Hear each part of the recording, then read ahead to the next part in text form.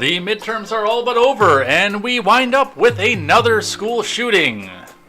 Surprise, surprise! So we'll talk about that and talk about how this affects the very, very narrow midterm victory, as it looks like it's going to be in the House, and the very narrow midterm victory as it looks like it's going to be in the Senate as well, because it's going to affect them in both directions. So we'll talk about that and what that means. In other news, Katie Hobbs appears to hold on to the lead as Blake Masters is forced to concede defeat. Well, not quite forced to concede, but the media has projected that he is not going to make it. So we'll talk just a bit about the Arizona race and what's happening with that, as well as the Nevada race, because that seemed to turn on a dime right at the last minute, right at the 11th hour. So we'll go over some of that and where that goes. Kevin McCarthy is challenged for his speakership as a group of the Freedom Caucus comes in and says that they will not vote for him and puts up a couple names of people who would run against him. And Eli Lilly stock dives after a rogue account on Twitter with a blue check comes out calling themselves Eli Lilly and says insulin will now be free. It is going to be all this and more. Welcome to the aftermath of midterm season. I am Jay Edgar, and this is Contemporary.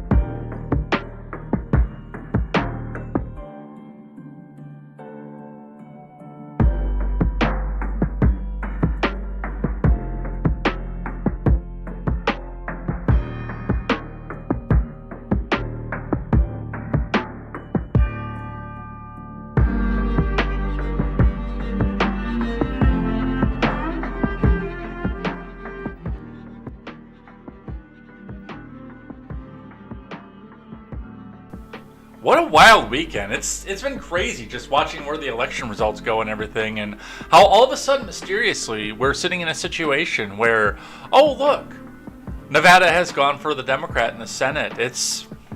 I have questions, and I do hope that everybody else goes back and questions this too. Unfortunately, you're going to be marked as a racist and a horrible person and a bad patriot and an election denier and an insurrectionist if you ask the question. Because the biggest fear is for them is to cast doubt on something that they don't want you to cast doubt on. They just want you to sit down and accept it and go. So we'll be going over some of the election results. However, there is some breaking news that we have to get to before this because, and oddly enough, I hate to say that this is manufactured because this is horrifying no matter what, but it always bothers me when it just so happens to be right after the midterm election, now we all of a sudden have another school shooting. So we'll be talking about that to top off the show after we get done with finance, of course, over here on Contemporary. There's a lot to go over here today. We've got the Elon stuff. We've got this plane that crashed into another plane out in Dallas. That's crazy, and I've got video of that as well. So it's just been wild here, and I barely even looked at anything on Sunday too. So the majority of what we're seeing here is what came from Saturday and Friday. Although I did see some of the turnover for the elections for Sunday as well, so I'll be going over that. It's crazy, but honk honk. We'll see what happens with that. But Before we get started, make sure you guys go check out great programming such as the Daily Ignoramus, the Breakdown with Birkenhoff, the R-Rated Conservative, the Porch Boys. Go check out Overruled with KTZed, tweets by Brit, Mr. Behavior over on the Twitch side. If you're more into video games, go check out the No Gimmicks podcast, and PJ Patriot and all of his companions from the last American Pubcast. Go check out all that great programming as I try to guide you more towards people who are attempting to bring you news and culture from the common man for the common man. So go check out all of that. It's going to be a great time. And let's get down into the finance for the day, starting with the Dow, as usual. And the Dow closed up yesterday, but just by the skin of its teeth. 0.1% is what we got off here, 0.096%. 32 points to bring us to 33,747.86. Right now it is looking like the futures are looking down, which I can almost anticipate here has to do with some of the spending that we're going to be seeing coming out of the next 2 years and some of the political fights that we have here, especially if the House goes red and the Senate does not, because then we're going to be sitting here. I guarantee we're going to get a government shutdown at some point here in the next 2 years. So we'll continue to watch this and see what happens with this. Although the other anticipation that I see here is that we get this massive omnibus that goes for 2 years. I don't know how they can go and pull that off. I don't know what the rules are behind that, but something to go for 2 years up until we get to election day, and then we can come back and see shutdowns and say, oh, look, it's the Republicans that don't want you to have money. But that's what we see coming from that. Looking in at your Bitcoin, which is at 17,077.50. That is up on the day, $776 and 20 US cents. It gained 4.76%. Bring us back out to look and see what happened over the weekend. It looks like on Sunday there was a major sell-off of Bitcoin that has since recovered in a very, very, very V-shaped spike. Bring us back up before we got to this to 806.30. And then another big spike to 17,124.10 before bringing us back down. Looks like it's updated again down below the 16,000 mark. So if you are into Bitcoin, it has been wild. I know people are asking, oh, is Bitcoin over? Is it this? Is it that? I am going to hold the crypto that I have. What little bit that I do have, I am going to hang on to that, but it's going to be a wild ride. But of course, I haven't put every asset and every piece of profit that I have into the Bitcoin either. It's just a little bit of something off the side that I can gamble with. $20 here and there. Nothing more, nothing less. So that's what we see coming off the Bitcoin.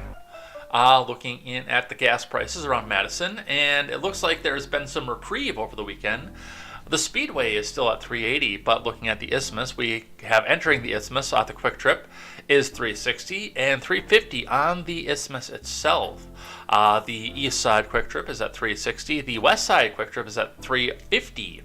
The BP on the North Side is also at 350. The BP in Cottage Grove area is 369. So a little bit of a jump around depending on where you are in the Madison area. It looks like it is generally trending down. Your stations may be different because we are checking in on one specific market and tracking where it goes to kind of track where our gas prices have been going throughout the last 2 years. So we will see what's happening with that. I do anticipate another rise in this as we go, so continue to watch this and see what happens with this. Let's grab our one finance article, not two today, from Investors Business Daily, and see what we have here. Dow futures fall after game-changing week for market rally. Don't do this. From Ed Carson.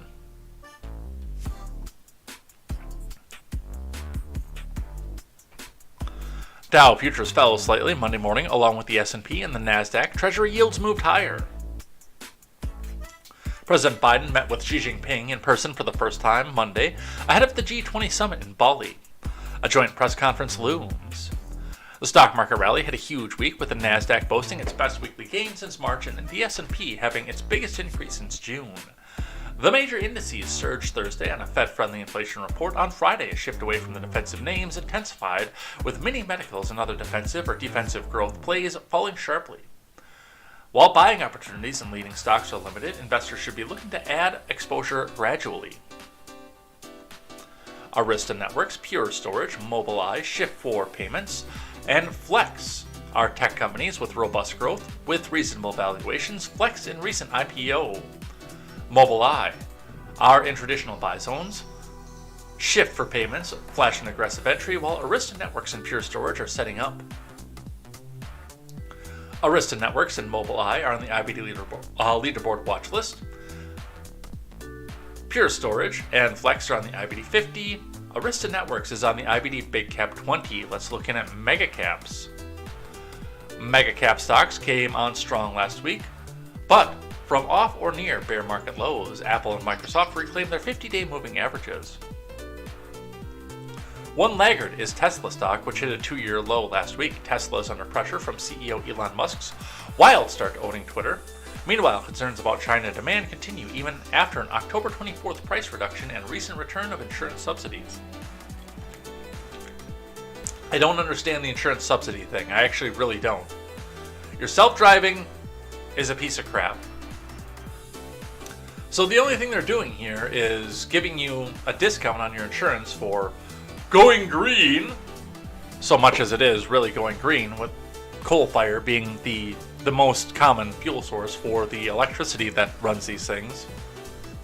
You're not really going green that much, so essentially it's the insurance companies telling you, oh yeah, no, we could be charging you less.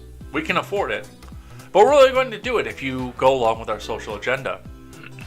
So that's, even though I won't do it because we are catering to a possible AM radio takeover audience, that is birds in the air for me. Graphics and data center chip giant NVIDIA headlines a still active earnings season. Strong NVIDIA earnings and guidance, along with results from semiconductor equipment maker Applied Materials, could keep the chip rebound going. Positive signs for the market rally. NVIDIA stock has rallied powerfully over the past 4 weeks, but is still well below its 200-day line. The price of Bitcoin traded below 17,000 on Monday morning. Bitcoin plunged last week, hitting a 2-year low of 15,554.48, with several other cryptos suffering massive losses. Crypto exchange FTX, seen as an industry white knight just a few months ago, abruptly collapsed with a bankruptcy filing shortly before the stock market opened. Fell on Friday. Oh, wow. Ongoing revelations about FTX and related firm Alameda suggest significant financial improprieties. The FTX fiasco, following several crypto industry collapses earlier this year, heightens concerns about trust. Crypto.com faced major withdrawals over the weekend after admitting it mishandled a big transaction in late October. Well, that and the fact that they're making money off of facilitating cryptocurrency purchases, and people are starting to rip their cryptocurrency out of the markets, causing a mass sell-off, bringing us back down to 15,000. That's probably not good for them either. On the midterms, the Democrats have retained control of the Senate, winning at least 50 seats. That could go to 51 if they hold their seat in Georgia's upcoming runoff. Republicans are still favored to take the House, but by a wafer-thin majority that is by no means assured. We'll be talking about that. On the futures, Dow futures fell 0.1, the S&P sank 0.2, and the Nasdaq lost 0.45. Federal Reserve Governor Christopher Waller said Sunday the markets overreacted to the October inflation report. It was just one data point, Waller said, who is one of the Fed's more hawkish members. The market seems to have gotten way out in front over this. We've got a ways to go. Crude oil fell by more than 1%. Natural gas prices jumped 6% because it's cold out. Copper declined 2%. The 10-year yield rose 8 points to 3.89%. The dollar rose slightly. Well, at least we're below 4. Not by much. The Hang Seng Index rose 1.7 as China announced a new rescue package for the ailing real estate sector. And remember, overnight action in Dow futures and elsewhere doesn't necessarily translate to actual trading in the next regular stock market session. So that's where our finance is going. If you do have 401k into the Dow, into the S&P, or the Nasdaq, I would consider, and this is not official financial advice, talking to your financial advisor and saying, what is going to be the safest through all this, and can we take some of the risk out? Because otherwise you are in for a long ride, and you may not be able to retire in the time that you think that you're going to be able to retire. So continue to watch this and see what's happening with this, where this goes. Let's get into the main news of the day, and for once we're not topping off with the election coverage, but Honestly, we might as well be. Instead, we're going to start with the University of Virginia. A manhunt is underway for a student after 3 people were shot dead and 2 wounded at the University of Virginia. From Susanna Cullinane and Tina Burnside.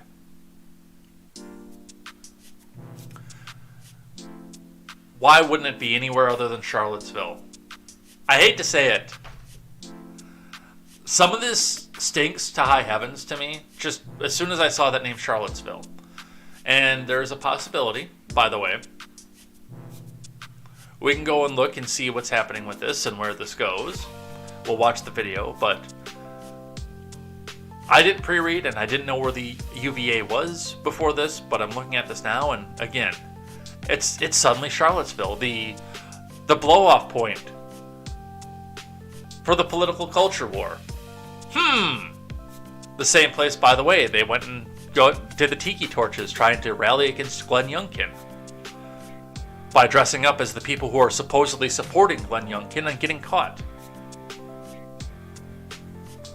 A manhunt is underway for a University of Virginia student suspected of fatally shooting 3 people, wounding 2 others late Sunday at the school's main campus in Charlottesville, where students and others remain on lockdown, police and the university's president said. Police teams on the ground and by helicopter Monday were searching for ex-football player Christopher Darnell Jones, Jr., who's believed to be armed and dangerous. What do you want to bet that this story goes by the wayside?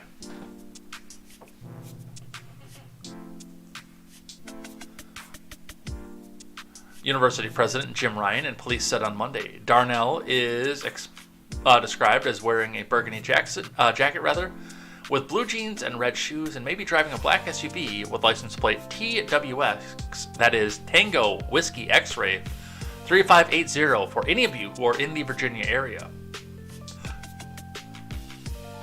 Law enforcement search on and around UVA grounds remains shelter in place. Expect increased law enforcement presence. UVA police tweeted around 7:30 a.m. Eastern Time. Monday classes are canceled. Probably for good reason. Why does it look like he's lightened? The shelter-in-place alert went out around 10:40 p.m. after a shooting was reported on Culbreth Road, the University of Virginia Police Department tweeted. University officials have not identified the victims or said whether they were students. The 2 people wounded were getting medical care, Ryan said, adding that he was devastated that this violence has visited the University of Virginia. The shooting at the Charlottesville campus is one of nearly 600 mass shootings in the U.S. this year, according to the Gun Violence Archive, which is operated by Everytown, which, like CNN, tallies the cases in which at least 4 people are shot, excluding the shooter. Chicago. At least 68 shootings have unfolded this year on U.S. school grounds, including 15 on college campuses. CNN finds with at least 1 person shot in each case, not including the shooter. Jones is listed on UVA's athletics website as a football player in 2018 who, as a freshman, did not participate in any games. UVA students early on Monday were told to take shelter in place, command seriously as the situation remains active, Vice President and Chief Student Affairs Officer Robin Hadley said in an email to UVA's student body. We've all received several shelter-in-place texts. They are frightening, Hadley said, adding several police jurisdictions were working to find the suspect. I'm on grounds like many of you. I'm sheltering in place and in direct touch with university leadership and UPD. If you are not inside and safe, immediately seek safety. Meantime, another U.S. campus, University of Idaho, is reeling after police announced a homicide inquiry after officers Sunday discovered 4 people deceased in a home just outside Moscow campus grounds. The deceased were students, and the cause of their deaths is not yet known, the university confirmed. But that's not as sexy and attention-grabbing as school shooting! So, with that, let's look and see what CNN has to say about this. There's an urgent manhunt at the University of Virginia going on. 3 people were shot and killed. A gunman believed to be a student is now on the loose, and an entire campus is now on lockdown. We're going to get right to CNN's Joe Johns in Charlottesville for us this morning. Joe, good morning to you. What's going on?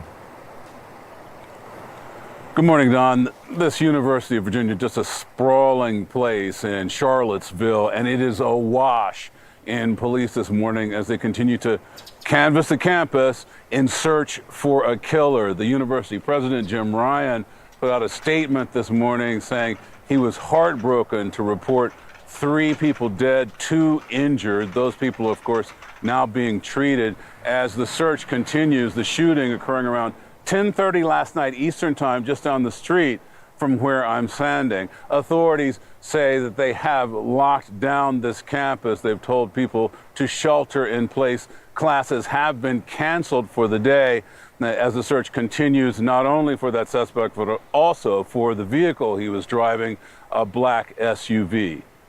Don? So, Joe, again, can you talk to us more about the suspect and a possible motive? We're hearing, sort of conflicting information about who he is, his relationship to the school, et cetera. Right. Well, we don't have a lot of information about the motive as of yet, but what we do know is that this individual his name is Christopher Darnell Jones Jr. He is said to be, according to the president, a student at the University of Virginia, and also we believe he was on the UVA football team at least in 2018, although it's not clear whether he played in any games. So there's certainly an association with the university and specifically with the athletic department, the football team.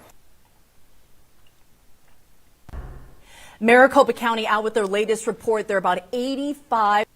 All right, and then of course CNN's going to run right back into their election coverage. So that is what we see up on the scene here, and it's terrifying. But again, I do want to point out the fact that this is going to be one that disappears fairly quickly. Let's grab some local reporting off of this. Virginia News, ABC 8. Manhunt underway, 3 dead, 2 hurt after shooting on University of Virginia campus. Let me see if they have any news. Okay, some more details of what actually happened here just before 11 p.m. UVA's Emergency Management Office advised that a shooting occurred on Culberth Road near the heart of campus. UVA police identified the shooting suspect as Christopher Darnell Jones, a student at the university. He is described as a black male with a burgundy jacket, blue jeans, and red shoes. UVA police believe he may be driving a black SUV with a Virginia license plate number Tango Whiskey X-Ray 3580.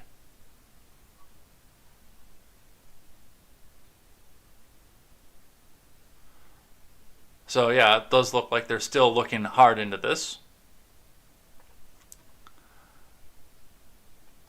Any new news off of Fox News?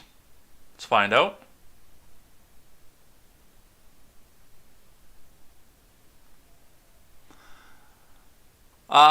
University of Virginia shooting kills 3, injures 2. Former football player named as suspect.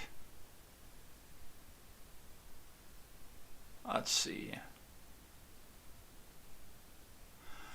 We do have the message from the university president. To the university community, I am writing to provide an update to the various community safety alerts the university has issued over the last several hours. Around 10:30 p.m. last night, there was a shooting on grounds. One of our students, Christopher Darnell Jones Jr., is suspected to have committed this shooting. The suspect remains at large and is considered armed and dangerous. Multiple law enforcement agencies are coordinating to find and apprehend him. He was last seen wearing a burgundy jacket, blue jeans, and red shoes, and he may be driving a black SUV with Virginia license plate number. We've read that over and over again. First and foremost, please continue to follow the guidance you receive through the UVA alert system, which is currently shelter in place. As of this writing, I'm heartbroken to report the shooting has resulted in 3 fatalities. 2 additional victims were injured and receiving medical care.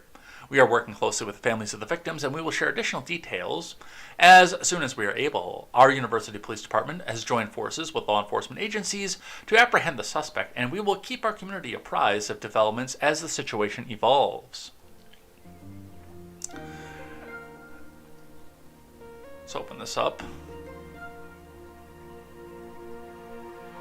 This is a message that any leader hopes to never have to send. I'm devastated that the violence has visited the University of Virginia. This is a traumatic incident for everyone at our community, and we have canceled classes for today, Monday, November 14th. At this point, only designated essential employees should report to work on Monday. All remote employees should continue to work remotely. If you are unsure of your status, please contact your supervisor. We will continue to provide updates as the situation unfolds. Please know we have support available if you need it. Students may call counseling and psychological services at 434-243-5150, 24 hours a day. Information about CAPS is available on the Student Health and Wellness website. Faculty and staff can find a similar resource through the Faculty and Employee Assistance Program by calling again 434-243-2643 or emailing the FEAP website. For those who have questions about these events, including how to establish contact with family members or friends who are here on the grounds, please call the UVA Emergency Hotline at 877-685-4836. I am holding the victims, their families, and all members of the University of Virginia community in my heart today, and we will make plans to come together as a community to grieve as soon as the suspect is apprehended. So, there is some information for you. If you do happen to know somebody at the University of Virginia, I do not. But if you do, here's the numbers, the things, the ways that you can go and check on these people. I would presume at this point that you actually already know how to get in contact with them, and if you know somebody on the campus, you've probably already contacted, but if you have not, there's the information for you. So, that is what we see for that. It's a tragedy. It is. And again, the worst part of the tragedy is, number one, it's going to be used for the gun control agenda. But number two, it's probably going to fall off the news fairly quickly, and these victims are going to be forgotten because of something that I can't really say on YouTube. So that's what we have coming for that. Let's grab one from Fox 4, KDFW. Historic military planes collide in mid-air crash at Dallas Executive Airport. This doesn't have anything to do with the midterms, but I still say that we need to talk about this one here.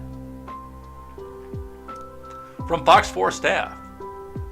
2 military planes from World War II collided mid-air during a Veterans Day air show at Dallas Executive Airport on Saturday. The accident took place around 1:20 p.m. during the commemorative Air Force Wings over Dallas World War II air show. There were between 4,000 and 6,000 spectators at the show. Video from witnesses obtained by Fox 4 showed the planes colliding and then bursting into flames after hitting the ground, which is intense.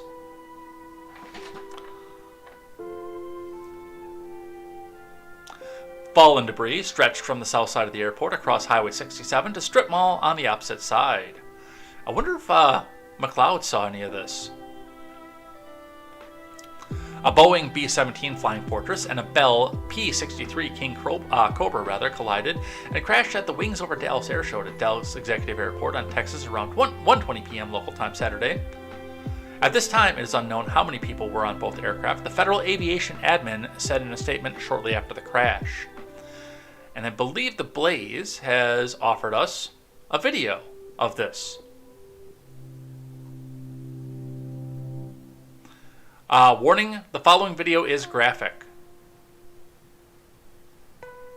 So, I guess we'll look at a couple of these.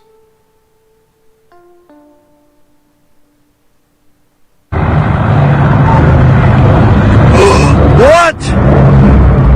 No!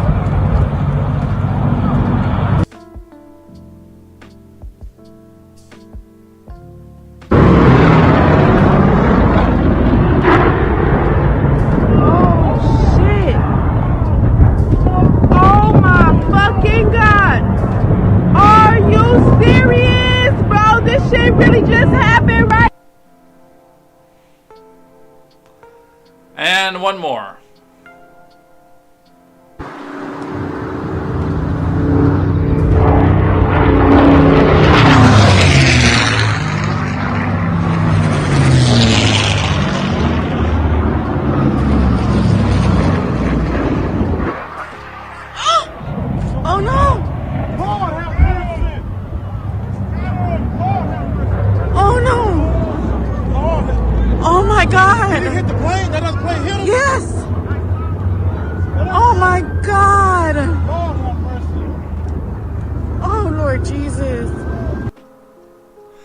So, the families of everybody involved in that is they're going to be in our prayers, especially. That's definitely one, and there's some of the carnage in the aftermath. I'm going to come right on a limb and say that I hope that the maximum number of people possible survived. Unfortunately, with the explosion, with the fiery explosion at the end, I'm going to go on a limb and say I think that the maximum number is going to be 0.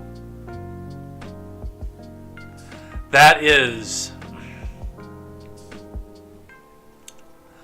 wow. That's not something you ever want to see. So far, nobody knows what the cause of this was and how this happened. Let's read a little bit from the blaze. Horrifying video shows the moment 2 World War II airplanes collided midair during the air show in Texas. The air disaster left 6 people deceased.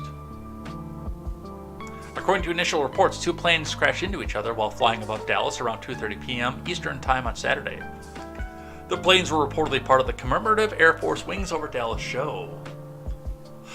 Looks like it is a Bell P-63 King Cobra fighter colliding with a B-17 Flying Fortress. The FAA statement, we read some of that already. There were 40 fire rescue units deployed to the scene, according to the Dallas Fire Rescue. Witnesses say debris from the crash was now strewn over Highway 67 in Texas. Greg Abbott said planes collide during the air show at Dallas Executive Airport. The Texas Department of Public Safety, Texas Division of Emergency Management, and the Texas Department of Transportation are assisting local officials in responding to this tragedy. And now we've got a number. 6 people. F.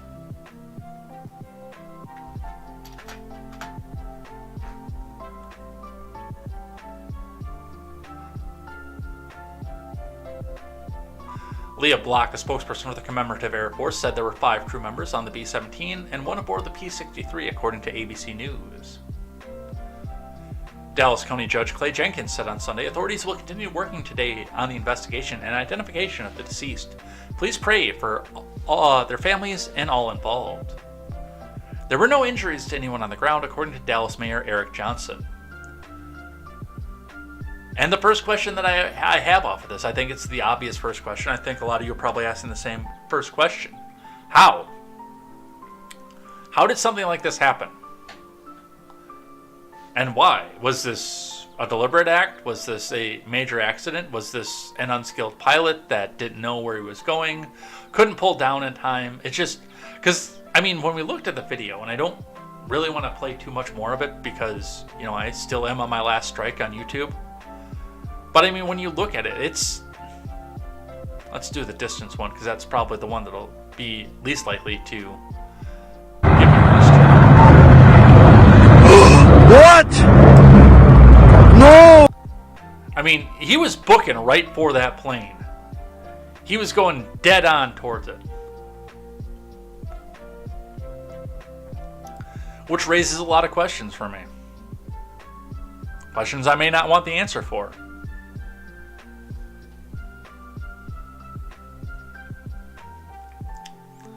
But that is what we have for that.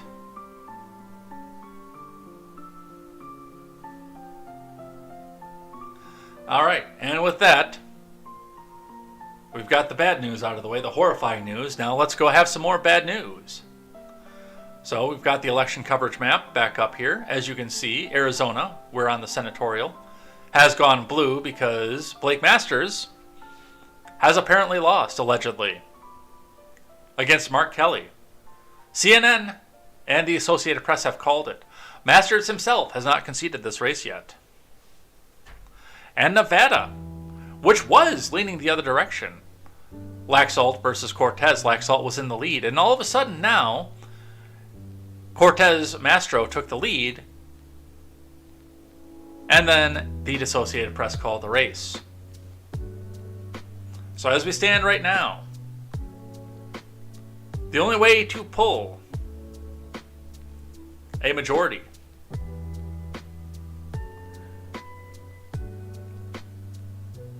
is for Alaska to go the way that it's going to be, which it looks like that's going to be a thing. I don't know why they're taking so long to count either, except for the fact that it looks like there are a lot of people that really, really, really want Murkowski to be the senator, but then also seeing what happens in Georgia between Warnock and Herschel Walker. But no matter what, if this map stays the same and these results don't get challenged and overturned, which can't happen because, of course, freest and fairest election history, nothing bad happened here, honk honk, then this is going to be a minimum of a 50-50 Senate. So,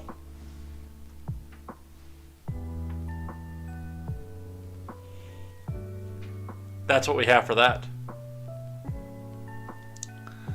Looks like Highleaf says, my guess is they tried a formation flying, but somewhere the timing was off. Or Arvold says the smaller plane lost visual of the larger and was likely looking for him when they hit.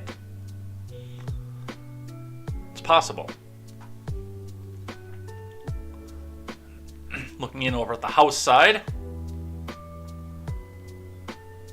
With 218 for the majority, Republicans need to pull 6 more seats out of this to get the majority. Democrats need to pull 15, with not that many districts left. Alaska looks like that is leading. Mary Peltola leading in with 7.3% of the vote. Let's see what she has for challengers. Against Palin.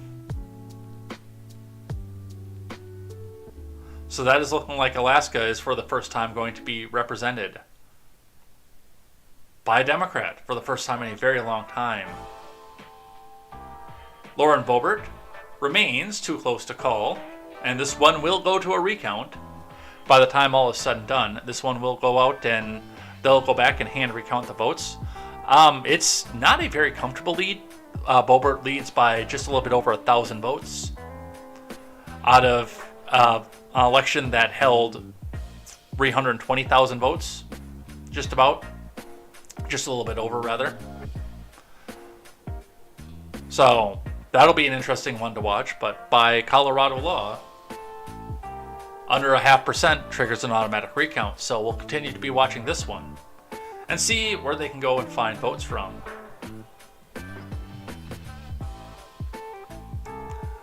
Looking in at California and seeing what we have here, it looks like there are several districts that are still in play in California. Kind of surprised San Diego went the way that it did. Typically, that's a pretty based area. Orange County, too.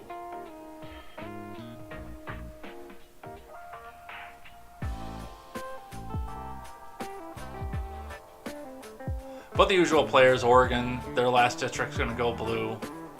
Maine is going to go blue for whatever reason I can't understand, because I've met people from Maine and they actually seem pretty based. So this is still anybody's game at this point. The projection right now is 220 for the GOP, which may wind up screwing Kevin McCarthy, or it might just go run the other way and Nancy Pelosi winds up the Speaker of the House once again. So that's what we have for that. And the gubernatorial, Nevada actually went the other way. Joe Lombardo was able to pull it off against Steve Sisolak in Nevada. Alaska is definitely going to go Mike Dunleavy. And Katie Hobbs holds a narrow lead with 93% reported. A lot of people are coming out and saying that the votes that are left can only favor Lake. I have questions about that because, again, we're seeing instances where, number one, the person who's running is on the ballot, is overseeing the election, so there is that aspect of it. But this is going to be the one to watch and see what happens with this. That was way closer than it needed to be. That I can tell you. And that's still double digits, and that was way closer than it needed to be. That was not. Actually, honestly, with as many people as seem to like Ron DeSantis, that actually seems like that's actually closer than it needed to be too.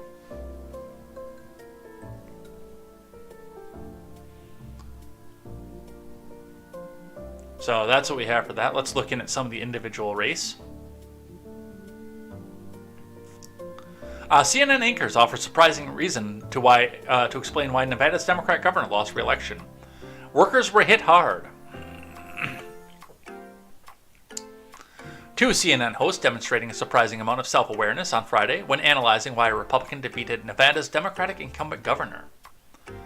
On Friday, Nevada Governor Steve Sisolak conceded to Joe Lombardo after the Associated Press declared Lombardo the winner. Lombardo, the sheriff of Clark County, won by 2.3% or approximately 22,000 votes.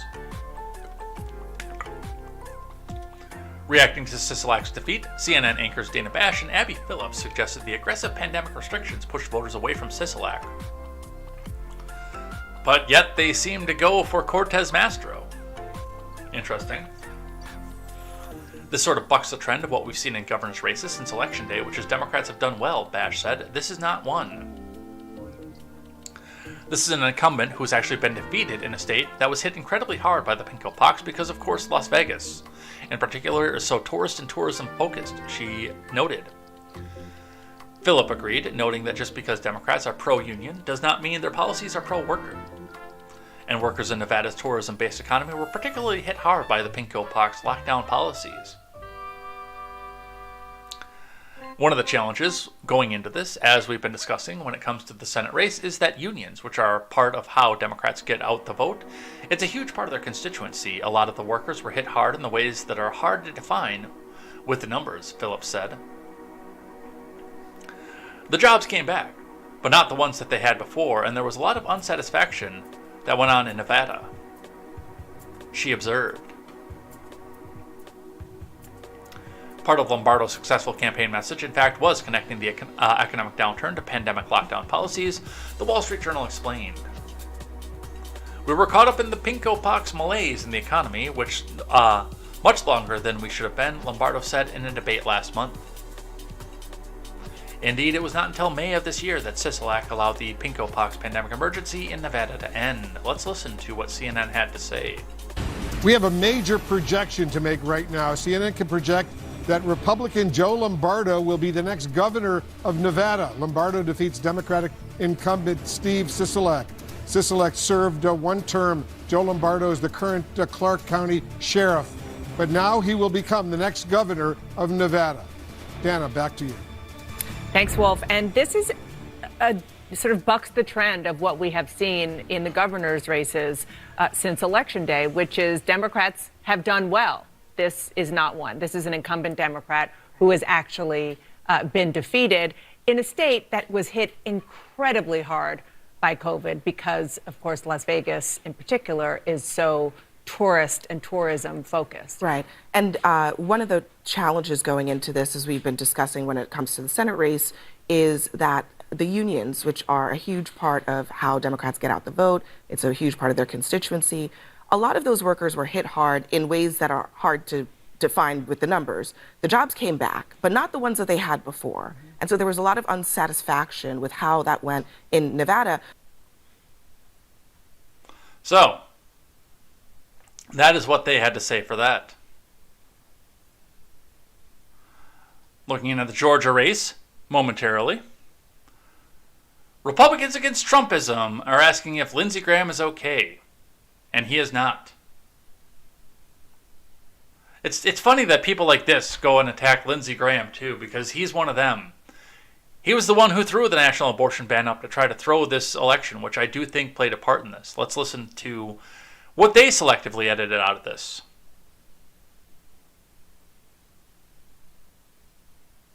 They have treated him like crap, his family.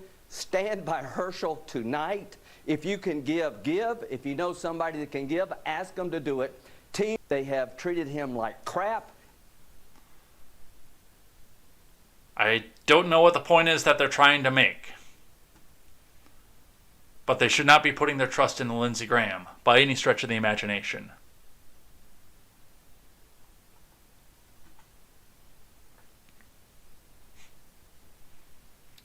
Let's grab one from The Blaze. Democrat campaign chair dethroned by Republican in New York blasts AOC. I'm sure she'll be generous with her advice. And the blame game on their side begins as well. from Joseph McKinnon. House Democratic Campaign Chairman Sean Patrick Maloney lost 3 things this week: his congressional seat in New York 17, his party's majority in the House, and his cool. Well, the chips have not completely fallen on that yet, and I think that there might be some going on here before we get the final results on what the House is going to be. Maloney, an incumbent thwarted from securing his 6th term by Republican Mike Lawler, took issue with Alexandria Ocasio-Cortez's recent comments criticizing the Democrat Party's leadership in the state. After Maloney suggested that the 33-year-old former bartender might share some blame for Democrats' historic poor performance in the state, Chavez let loose on Twitter. So we've got a shot chaser situation here. Shot. The Blaze reported that Ocasio-Chavez reacted poorly to the election day results, railing on Thursday night against the New York State Party leadership.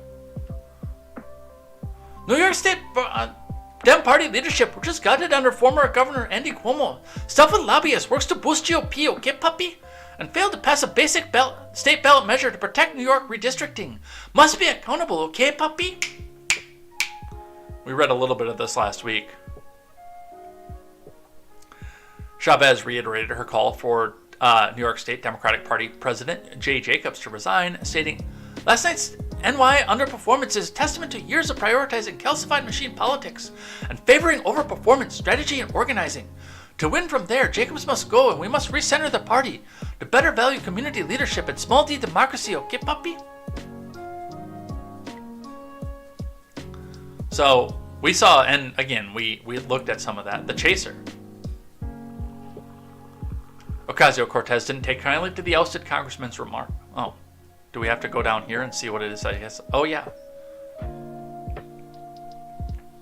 Anticipating Chavez's forthcoming advice, Maloney made clear she had almost nothing to do with what turned out to be a historic defense of our majority.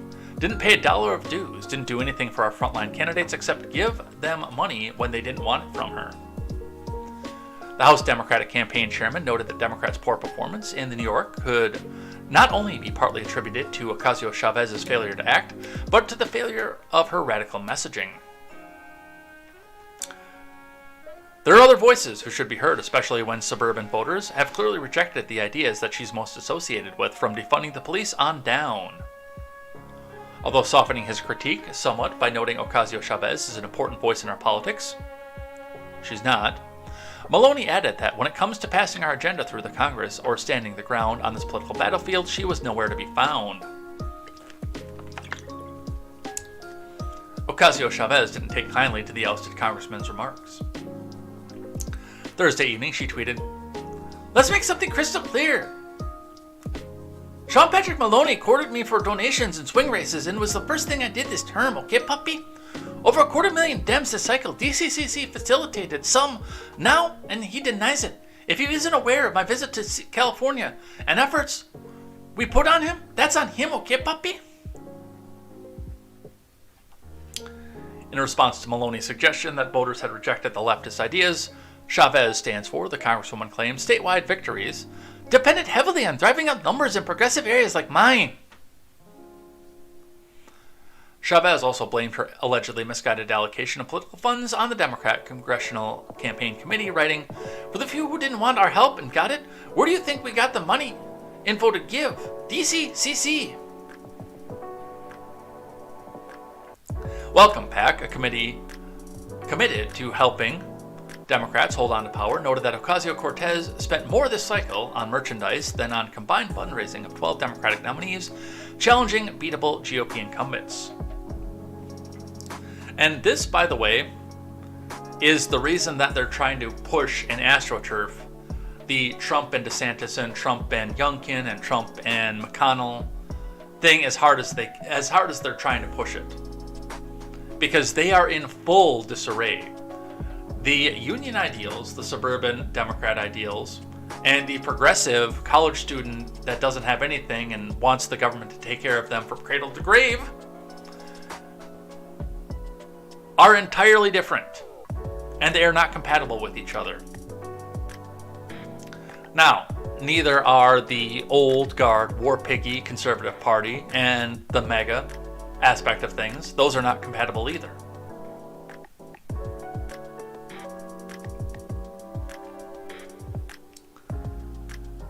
But they're in line more compatible together than trying to put the union vote to work hard and lift yourself up by your bootstraps, but still have an organization to fight against the government versus, I don't want to work. Let me just do slam poetry and art all day and work at a barista shop and be able to afford $1 million mansion just like everybody else crowd. So those two are not compatible, and some of the cracks are starting to form in that. So we will see what happens with that. From Arizona, Mark Kelly wins Arizona Senate race, bringing Democrats 1 seat away from majority, NBC News projects. This is from Friday from Chelsea Cox. Mark Kelly will hold on to his U.S. Senate seat in Arizona, pushing Democrats closer to retaining control of the Senate. NBC News projected.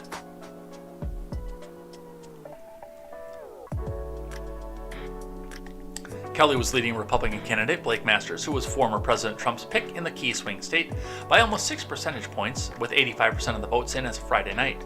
With Kelly's win, Democrats need just one of the 2 seats in Nevada or Georgia that haven't been called yet. In Nevada, Republican candidate Adam Laxalt was ahead by 1 point, with 88% of the votes counted as of Friday. Georgia's Senate race is headed to a runoff on December 6th between GOP candidate Herschel Walker and incumbent Senator Raphael Warnock, who was leading by more than a percentage point. Kelly raised and spent vastly more than venture capitalist Masters, bringing in over $81.8 million and spending over $75.9 million through mid-October. I'm guessing those other $6.1 million are going to Georgia at this point. Secure.actblue.com. Masters, by comparison, raised $12.3 million and spent just $9.7 million over the same time frame, according to data compiled by the Federal Election Commission. The Arizona Democrat campaigned on a platform of bipartisanship and promoted his willingness to work across the aisle with Republicans. He was elected to the Senate in 2020 to finish the term of John McCain, who died of an aggressive brain cancer, which saved millions of lives in the Middle East.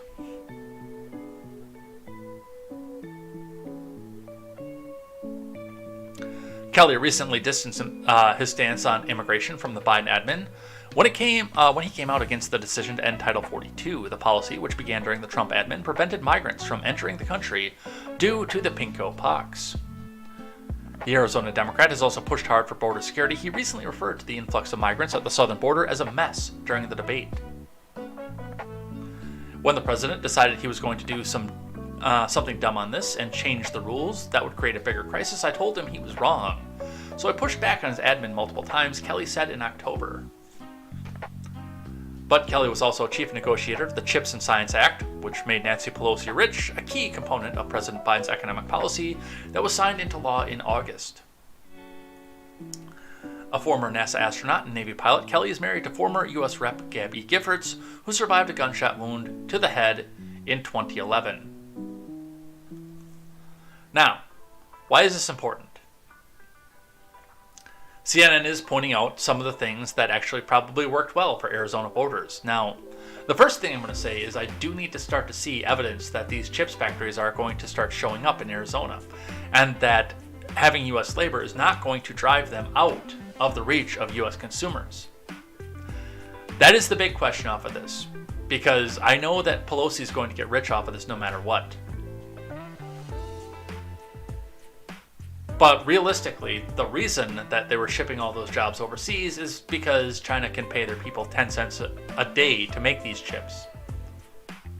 And American workers need at least $20 an hour to do it. So there is that aspect of things. And his stance on immigration may have helped him as well. If all of this is true. Some of this I don't believe, some of this I do. So there's some things to watch with this one, but yes, as of right now, NBC is projecting, CNN is projecting, the Associated Press is projecting. However, Masters is not willing to come back out and accept this, and I would like to see where this goes and what comes out of any sort of challenge to this election. So that's what they have.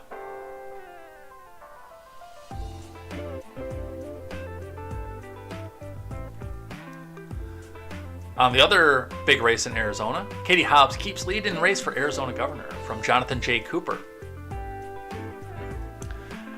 The release of ballots on Saturday from Arizona's largest county netted Republican gubernatorial candidate Kari Lake a few thousand votes, but she's still trailing Katie Hobbs by tens of thousands. Hobbs led Lake by 1.6 percentage points after the release of roughly 85,000 votes from Maricopa.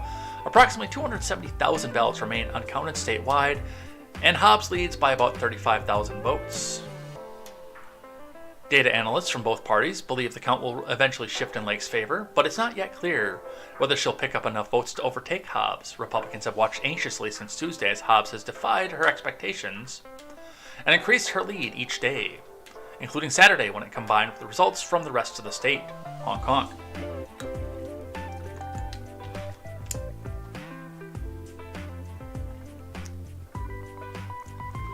About 50 conservative protesters gathered outside the fence around Maricopa County's election tabulation center in downtown Phoenix at midday Saturday to draw attention to their concerns about the slow pace of the vote count. Protracted counts are the norm in Arizona, where a record number of people return mail ballots on election day. Honk. A few protesters wore ballistic vests or carried handguns as a number of county sheriff's deputies nearby guarded the complex. Arizona was central to former President Trump's push to overturn the 2020 election, honk, and cast doubt on the legitimacy of Joe Biden's victory, honk. Mark Kelly, who honk won his race on Friday, pressed to move past the false claims of a fraudulent election that have shaped the state's politics for the past 2 years. After a long election, it can be tempting to remain focused on things that divide us, Kelly said Saturday in a victory speech at a Mexican restaurant in Phoenix. But we've seen the consequences that come when leaders refuse to accept the truth, and oh my God, you guys are still going to go with this. Focus more on conspiracies of the past than solving the challenges that we face today.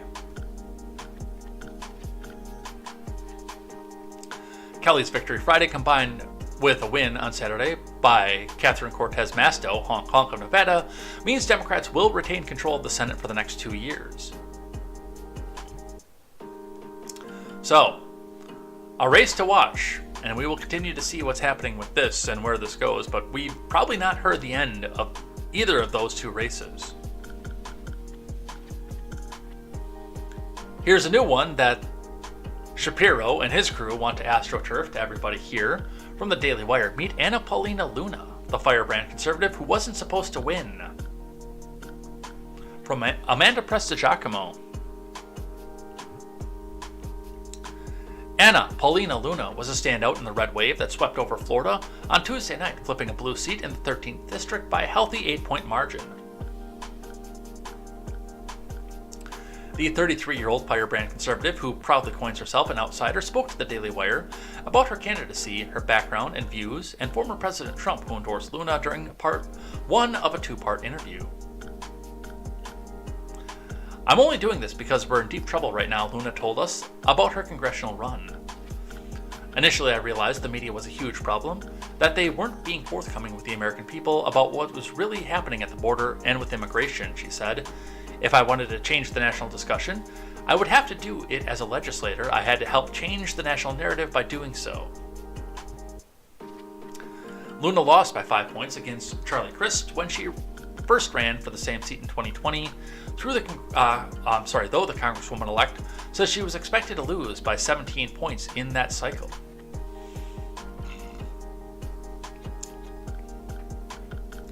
I realized when I ran the first time how bad the swamp really is, she explained, and so I understood that candidates like myself are not supposed to win. You know, I'm not from D.C., I haven't served as a lobbyist, I'm not an attorney.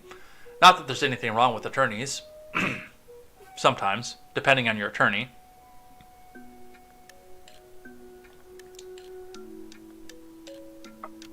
But there's just a lot of people that groom their entire lives to do this. And those are the ones who usually are at the Hill. And a lot of what happens at the Hill is not really connected to the American people. And that's true. And I've talked about this before. Our Congress, on both chambers, which was supposed to be modeled as a House of Commons and a House of Lords, where the House of Commons was the people the people's house. The people were supposed to be elected from their general populace, the lay people, to go represent the lay people to the United States government. And the Senate was supposed to be the House of Lords, which was meant to be a representation of the state governments themselves to the federal government. Bring the state's needs broadly to the federal government. But really, honestly, it's become Houses of Lords, both of them. Like she says, people groom. People are started from birth if they're going to be Congress people. A person like me doesn't typically get to be in Congress. Partially because the Congress people have no term limits and they can stay in there. And I've made the analogy, like AOC Biscuit is a good one for that. Now, we can all say that she should be voted out, she should be removed from Congress. We can all say that her ideas are bad. But realistically and strategically, she has put herself in a position. She will be in Congress, whether the House or the Senate. Although I actually think she's going to stay in the House forever, until the day that they roll her back out in her grave. She is going to be in the House for 50 years. I promise you. Probably more than that. Former bartender from New York, that shtick is getting old. No, she was groomed from birth to go back and get up into this. If not from birth, at least until she started developing to go back and do this.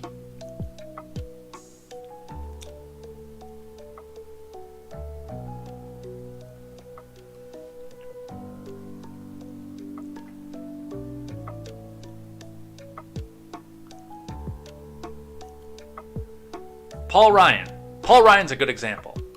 I'm actually surprised Paul Ryan retired when he did. But he's another one where from birth they knew that Paul Ryan was going to go be a congressman. So they started educating him. Best schools, best opportunities, best scholarships, coming from money. And all of a sudden, there he is in Congress.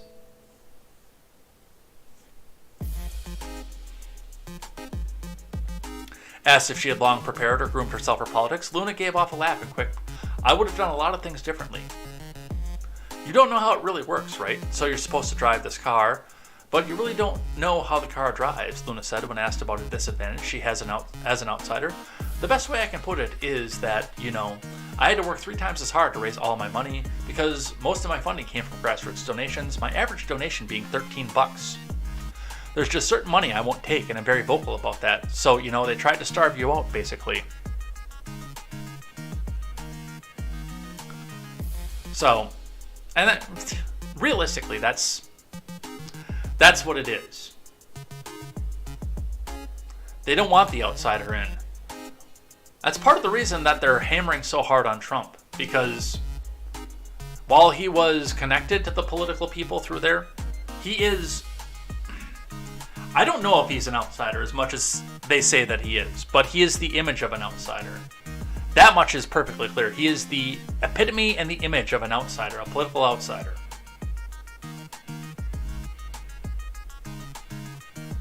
And because he ran and won, it makes it okay for people like Anna Paulina Luna to win, to run and win. It makes it okay for people like you, Horatius, Ron Helton, Quest fan. Well, probably not Ron Helton because he wouldn't take it for all the donations in the world, but like Quest and Horatius and Silentcaster. A win from somebody from the outside who hasn't prepared for this for his entire life makes it okay for the rest of these people to go back and try to win, to try to run and win, and break into their little boys club.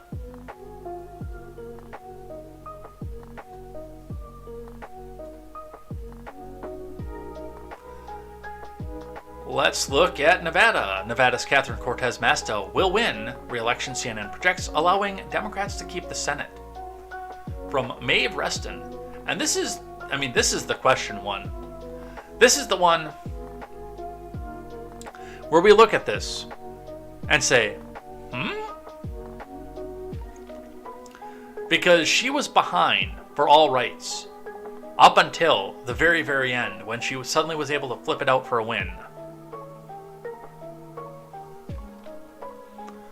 Catherine Cortez Masto will win re-election in Nevada. CNN projects clinching a critical victory that will allow Democrats to keep control of the U.S. Senate. Cortez Masto has long been viewed as one of the most vulnerable Democrat incumbents as she fended off a challenge from former Nevada AG Adam Laxalt in a state whose economy has been hit hard by the pink pox pandemic and inflation. With Cortez Masto, the first Latina senator, securing a second term, Democrats will hold 50 seats and Republicans will hold 49. Democrats are also defending a seat in Georgia where Democrat Senator Raphael Warnock and Republican Herschel Walker are headed to a December 6th runoff. But even if Republicans pick up that seat, the chamber would still be evenly divided, allowing Vice President Kamala Harris to still hold the tie-breaking vote. Democrats were able to hold the majority in part because they picked up a seat in Pennsylvania where Fetterwoman, a houseplant, defeated Trump-backed Mehmet Oz in the contest to replace retiring Republican Senator Pat Toomey. Control of the House still hangs in the balance and may not be determined for some time, with ballots left to be counted in closely contested races in California as well as other states. Laxalt was closely allied with former President Trump after aiding his efforts to overturn they still have that going in the Silver State, but it was the state's difficult economic climate, with one of the nation's highest inflation rates and gas prices that still topped $5 a gallon in October, that became the animated force in this Senate contest. So they gave it to the person who helped write the spending laws that made the inflation happen? Are you serious? Cortez Masto was elected in 2016 to replace outgoing Democrat Harry Reid, who had been a powerful force in Nevada politics for decades. She touted her efforts during the Pinko Pox to steer comprehensive relief and recovery aid to the convention, trade show, entertainment, and hospitality industries that are central to the state's economy. One of the biggest challenges she faced is much of Nevada's population is transient, meaning many voters had not gotten to know Cortez Masto or her record. Laxalt and Republican allied groups sought to tie the Democrat senator to President Joe Biden, whose approval ratings are underwater in a state that he narrowly won in 2020. Well, they should, because she voted for all the spending that made all this inflation possible and made their lives a living hell, by the way. So, that's Nevada. I have questions about that one. That's our election analysis so far. Let's look at some of the aftermath. Starting with this one from Governor Kathy Hochul, who has been requested by numerous people to go and fix the crime problem in New York City. And yet, here she is in San Juan, Puerto Rico, with the Teachers Union President Randy Weingarten handing out backpacks to students. Students in a mask while she is not wearing a mask. She has a reception later tonight, days after her Election Day victory. So, your state's in tatters. The most populous city in the state is in tatters. You were asked specifically after winning to do something about the crime.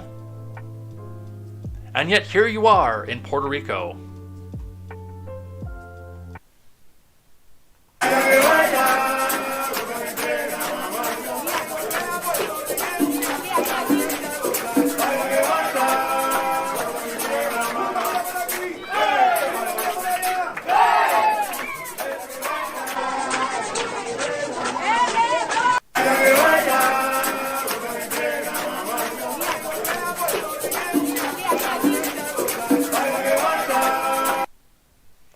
So there you go. That's how serious Kathy Hochul is about taking on the crime in her state. Let's talk about the speakership, which is going to be, I think, the big focus coming in here, because even if there is a GOP victory in the House at this point, I'm sorry to tell you this, but with some of the things that are coming out here, there's still a better than 50-50 shot Nancy Pelosi remains the speaker. From CNN, Kevin McCarthy faces a rocky road to speakership as hardliners emboldened by GOP's election showing. From Melanie Zanona and Manu Raju.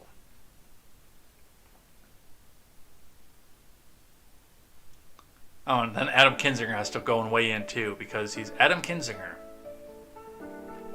We'll listen to that in a moment. Members of the pro-Trump House Freedom Caucus are withholding their support for House Leader Kevin McCarthy's speakership bid, and have begun to lay out the list of demands, putting the California Republicans' path to securing 218 votes in peril if the party ultimately takes the House with a slim majority. McCarthy and his team are confident that he will ultimately get the votes to be the speaker, but the conservative hardliners are emboldened by the likelihood of a narrow GOP majority and are threatening to withhold their support, something that could imperil his bid or force him to make deals to weaken the speakership, something he has long resisted. Chip Roy of Texas told reporters that no one currently has 218 votes for Speaker, which is the magic number McCarthy would need to secure the Speaker's gavel on the House floor in January, and said that he wants McCarthy to list in greater detail his plans for a wide array of investigations into the Biden admin. And Andy Biggs of Arizona complained that McCarthy seemed to backpedal on whether he'd be willing to launch impeachment proceedings into the president or members of his cabinet. I've heard from multiple of my constituents who question the wisdom of proceeding forward with that leadership, Biggs said, adding that there needs to be a frank conversation about who they elect for the top job. Members of the group are also pushing to make it easier for lawmakers to call for floor votes in ousting a sitting speaker. That is something McCarthy is adamantly against, for obvious reasons, and was wielded over former Speaker John Boehner before he eventually resigned. Lauren Boebert of Colorado said it was a red line for her, but not everyone in the Freedom Caucus is united on whether to make that a hard line. The Freedom Caucus, a group that includes dozens of hardline members, have been meeting in Washington, D.C. this week for their new member orientation, where they have begun to plot out their strategy for the speaker's race. With slimmer than expected majority, they see an opportunity and are planning to use their leverage to get more power in a GOP-led House. There is a better than 50-50 shot with these people doing this that Pelosi becomes the speaker. Now, do I want their voices to be heard on this? Kind of, because what they're trying to force out on this are generally good ideas.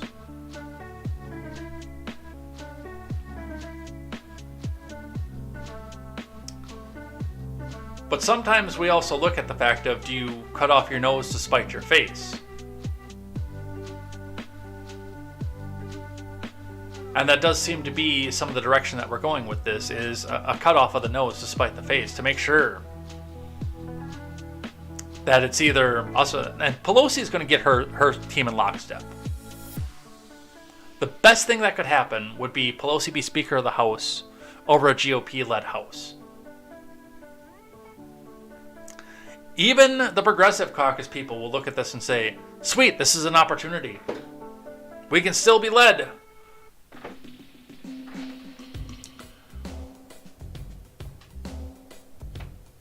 Some of this also does make me question whether or not I was really right about Marjorie Taylor Greene or not. Because, when I see stuff like this, it starts to lead me down that path of, is she just coming in here to try to throw this to the Democrats?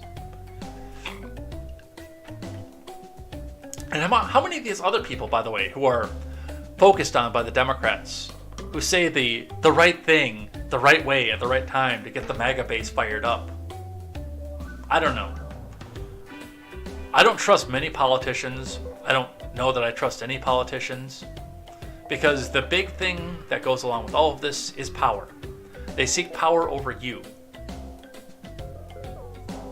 And I'm not completely down with that. But that's what they have for that.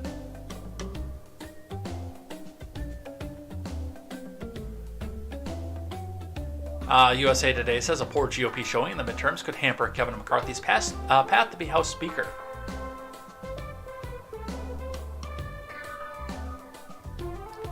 From Sarah Elbeshbishi and Ledyard King. It was supposed to be a coronation of sorts for Kevin McCarthy. The California Republican would ride a red wave in November to the speakership of the House, a post that he has pursued for years. But a dismal Republican showing in this month's midterm elections have complicated his path, and when GOP lawmakers gathered this week to begin choosing their leadership for the next Congress, McCarthy could find the going rocky, especially from his right flank. Most forecasts indicate the GOP will win at least 218 seats, the minimum needed for a majority in the 435-seat chamber, but it will be far less than the 30 to 50 seat margin projected only a week ago. About 20 races remain undecided as of Sunday night, with Republicans having secured 212 seats to Democrats' 203. Republicans could vote as early as Tuesday on whether to keep McCarthy as their leader during the party's organizational conference in preparations for the next congressional session.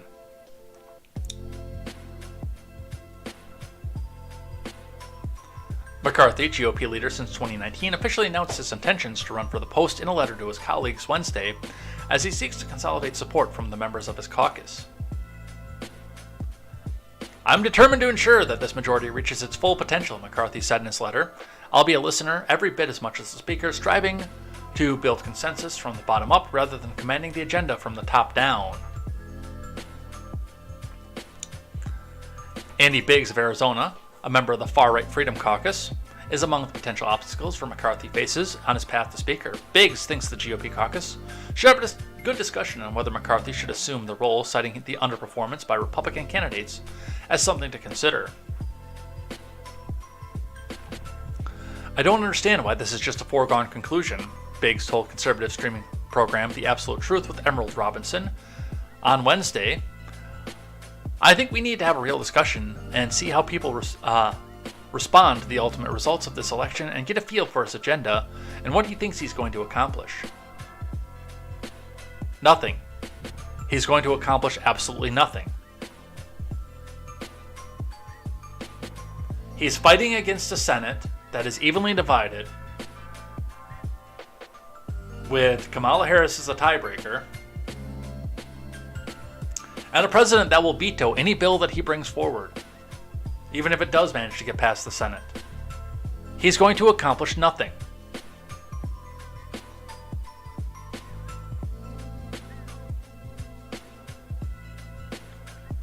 I'm going to lay out just a little bit of strategy for this. I know a lot of the Freedom Caucus doesn't want to hear the strategy, but I'm going to tell you right off the bat, the best thing that you could do in a Freedom Caucus in the Republican Party right now in Congress would be to coalesce around McCarthy for the Speaker this term. And then portend your agenda to try to win more houses for 2020, or House seats rather, for 2024. And the reason I say that is right now because of the fact that you're evenly divided. Now, if you got the red wave that you thought that you were going to get, and had a 3-seat pickup in the Senate like you thought that you were going to get, this would be entirely different right now. And I'm looking at this from a strategic standpoint. This would be my advice would be entirely different right now. And I would say, yes, hold McCarthy's feet to the fire. I am not a fan of Kevin McCarthy. I think he's a condescending asshole. I think that he needs to be removed from his seat as quickly as possible. And I think we have no place for a person like that in Congress. I am no fan of McCarthy's. But with that being said, you have a situation where the vast majority of your party will vote for him in this. And in a roadblocked government that can't do anything, number one, he's going to be in the firing line when they shut down the government. He's going to be in the sights of the major news media, which means he can be the lightning rod for the rest of you. And other than that, the government's not going to get anything else done. This would be a hold your nose and really consider Kevin McCarthy a moment for me. And he's only Speaker for 2 years. After that, you decide again whether or not he did a good enough job to take the gavel again, which I anticipate he will not. Again, if you had a mandate to govern, this would be a different story. But right now, again, there is a better than 50-50 shot that Nancy Pelosi is the next Speaker.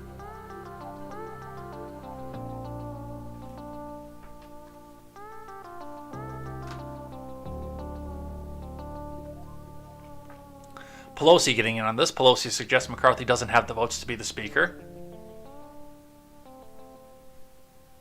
Speaker Pelosi on Sunday suggested Kevin McCarthy does not have enough votes to be elected Speaker if Republicans take the majority in the lower chamber.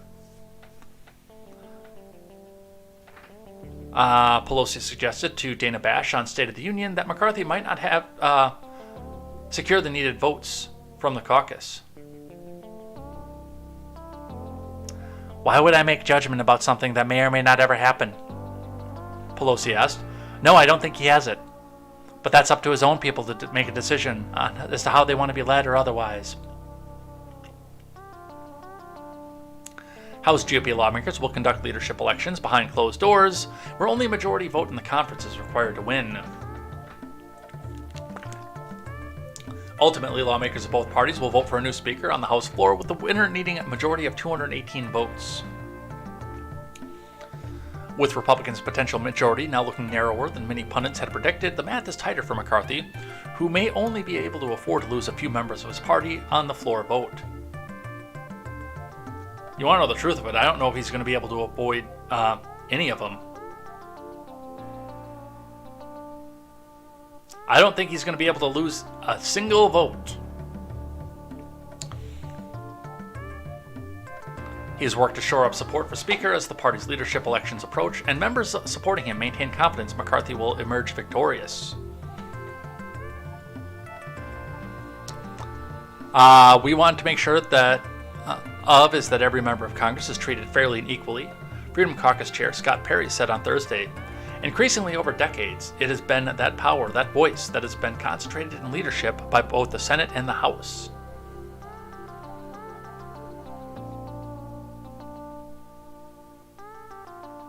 So that is one that we will continue to watch. On the Senate side, multiple Republican senators call for postponement of next week's Senate GOP leadership elections. From Alex Nitzberg, multiple Republican senators are calling to postpone the elections for Senate GOP leadership that are slated to occur next week. The Senate GOP leadership voted next week should be postponed, Marco Rubio of Florida tweeted. First, we need to make sure that those who want to lead us are genuinely committed to fighting for the priorities and values of the working Americans of every background who gave us big wins in states like Florida. Cynthia Loomis of Wyoming expressed her agreement with Rubio's remarks. Second, she tweeted, exactly right. I don't know why Senate GOP would hold leadership vote for the next Congress before this election is finished. We have a runoff in Georgia Senate. Are they saying that doesn't matter? Don't disenfranchise Herschel Walker, Josh Hawley of Missouri tweeted in response to Rubio's comments. While Minority Leader Mitch McConnell could become the majority leader again if Republicans regain control of the Senate, when Hawley was asked who he would like to see in the leadership post, he said, not Mitch McConnell. Yeah, I don't want to see him there either. Incumbent Democrat Senator Raphael Warnock and Republican challenger Herschel Walker are headed to a December runoff election since neither candidate secured a majority of votes in the general election contest. It makes no sense for the Senate to have leadership elections before the Georgia runoff. We don't know yet whether he'll have a majority or Herschel Walker deserves to say in our leadership. Critically, we need to hear a specific plan for the next 2 years from any candidate for leadership, Ted Cruz of Texas tweeted. Punchbowl News reported that Rick Scott of Florida, Ron Johnson of Wisconsin, and Mike Lee of Utah are disseminating a letter that suggests delaying the leadership elections. Holding leadership elections without hearing from the candidates as to how they will perform their leadership duties, and before we know whether we will be in the majority or even who all our members are, violates the most basic principles of a democratic process. It is certainly not the leadership elections should be conducted in the world's greatest deliberative body, the letter states, according to the outlet. Accordingly, we propose that we postpone leadership elections until after we know who all the members will be, and we all have a chance to hear from leadership candidates as to what type of collaborative conference governing model we should adopt. And a lot of this is coming from the fact that a lot of the blame for what happened on last Tuesday is being focused on Mitch McConnell. Probably for good reason. You know, we have the idea, and we have to look at the fact that, I mean, it's been widely reported that McConnell avoided putting money into the Masters race or any other race that had a MAGA candidate on that, instead focusing all of his treasury, or a large amount of it rather, into a Republican versus Republican race in Alaska of all places, to try to save Murkowski.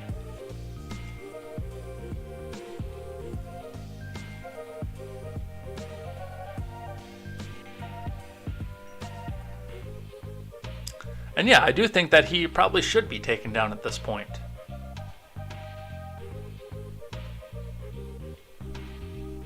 Let's talk about Biden. Pelosi says Biden should run for re-election. From Brad Dress. Speaker Pelosi on Sunday said President Biden should run for re-election in 2024, calling him a great president for our country who has accomplished so much for Americans. He's just done so many things that are so great, Pelosi told ABC's This Week host George Stephanopoulos. He's put money into people's pockets, vaccines in their arms, children back in school, people back to work for starters. The White House has said Biden intends to run, but has stopped short of making a definitive announcement. After Democrats outperformed expectations in the 2022 midterm elections, Biden last week teased that an announcement was coming early next year. Biden has recovered from abysmally low job approval rating polls early in his presidency, although only moderately. Democrats retained their Senate majority in the midterms, honk, and performed better than expected in the House, with controls for the lower chamber yet to be decided. Those victories are likely to give a boost to Biden's 2024 chances and could hurt another potential White House run from former President Trump, whose candidates underperformed on Election Day. Pelosi on Sunday said Biden has worked to pass huge bills in Congress, citing the historic climate change and healthcare legislation, the Inflation Reduction Act, a bill that helped to assist veterans exposed to toxic burn pits.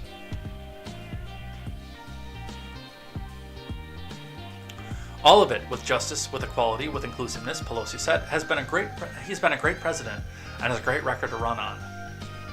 Now, with this being said, one of the things that I do want to point out with this is there is a part of me that does kind of want to see the left hold on to the House, or at least the speakership of the House, the leadership of the House. I'll tell you what. While they were blocked from the Student Loan Forgiveness Act, in a position that I find absolutely hilarious, while they were blocked from that, we're still staring down the barrel and looking in at the fact that the Inflation Reduction Act is out there, that we're still seeing the inflation from the Infrastructure Act, and inflation is still rocketing out of control, with more intent to go spend and send even more money into the Ukraine.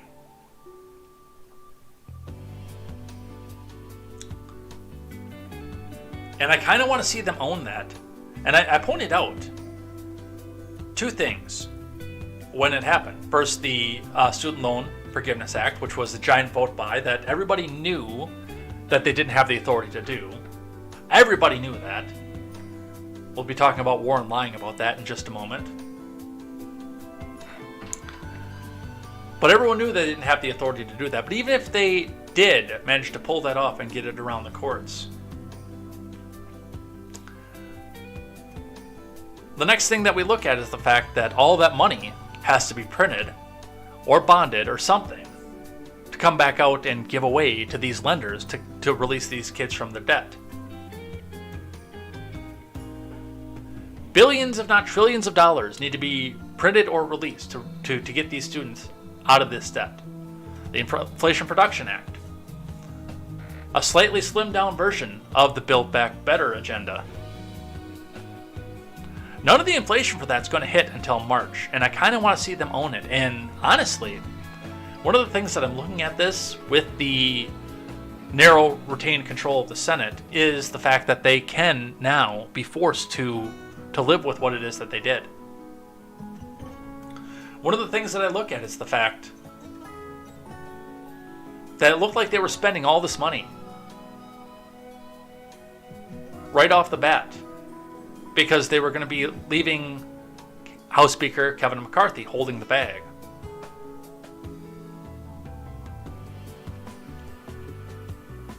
And it would be interesting, by the way, even if we did get a Republican majority House. But the Freedom Caucus blocked everything and put Pelosi back in the speakership, where she is now House leadership, Schumer is Senate leadership,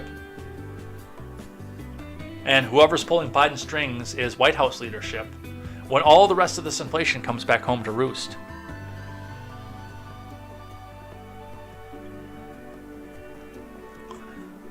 And what it is that they do then. But we'll see. We'll watch this. Pelosi, on the other side, rejects the idea that a Trump 2024 run would be good news for Democrats. Supports Biden re-election bid. From Danielle Wallace. Speaker Pelosi rejected the notion that an announcement from former President Trump will run for a second term in 24 would be good news for Democrats moving forward. Mentioning Trump's potential announcement this coming Tuesday, ABC anchor George Snuffleupagus asked Pelosi, given the 2022 midterm election results, is that good news for Democrats? I think it's very bad news for this country. Let's put it that way.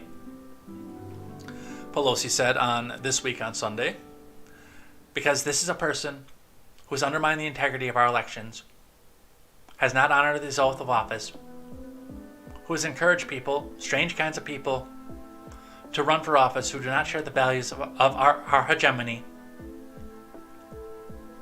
They've said it very clearly in their statements. So he's not been a force for good, and I don't think his candidacy is a force for good for our country. But that's up for Republicans to decide who they choose.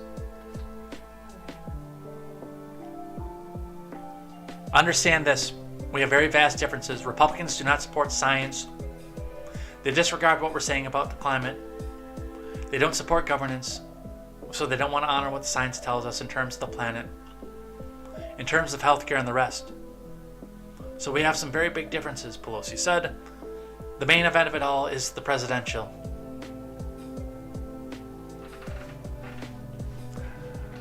They don't think they can beat him.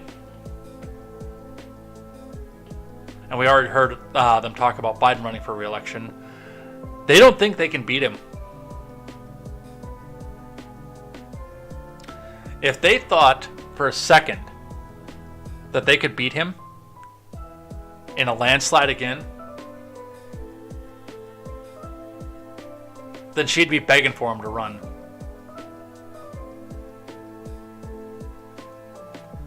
Some more shakeup on the Biden side of things from Politico. CBP commissioner resigns. From Daniel Lippman. Customs and Border Protection Commissioner Chris Magnus has resigned, according to a statement from the White House released on Saturday evening. Magnus had clashed with immigration officials over how to handle an influx of migrants at the southern border, lost the confidence of his bosses, and has been asked to resign or be fired, Politico reported on Friday. The president has accepted the resignation of Chris Magnus, the Commissioner of U.S. Customs and Border Protection, the White House press secretary, token diversity hire, said in a statement. Biden appreciates Commissioner Magnus's nearly 40 years of service and contributions made to police reform during his tenure as police chief in 3 U.S. cities. The president thanks Mr. Magnus for his service at CBP and wishes him well. Magnus submitted his resignation, effective immediately, to President Biden, thanking the administration for his tremendous opportunity. Magnus was told on Wednesday by Homeland Security Secretary Alejandro Mayorkas that he should either resign or be dismissed, according to 3 current and 1 former Department of Homeland Security official. Politico reported in October that 5 current admin officials who worked with Magnus said he was unengaged in his job, saying he often failed to attend White House meetings on the situation at the border, badmouthed other agencies to colleagues and superiors, and has not built relationships within CBP and across other immigration agencies to address the influx of migrants at the border. Several also said he fell asleep during numerous meetings, which Magnus attributed to the effects of his multiple sclerosis. Well, yeah, that's probably a good indicator that you should not be overseeing something like this. Mayorkas told the CBP workforce on Saturday that Deputy CBP Commissioner Troy Miller is now acting commissioner of the agency. Which means they're probably going to go back and do an actual crackdown on the border. Hey, Kamala Harris might even go and visit it at some point. Aren't you excited?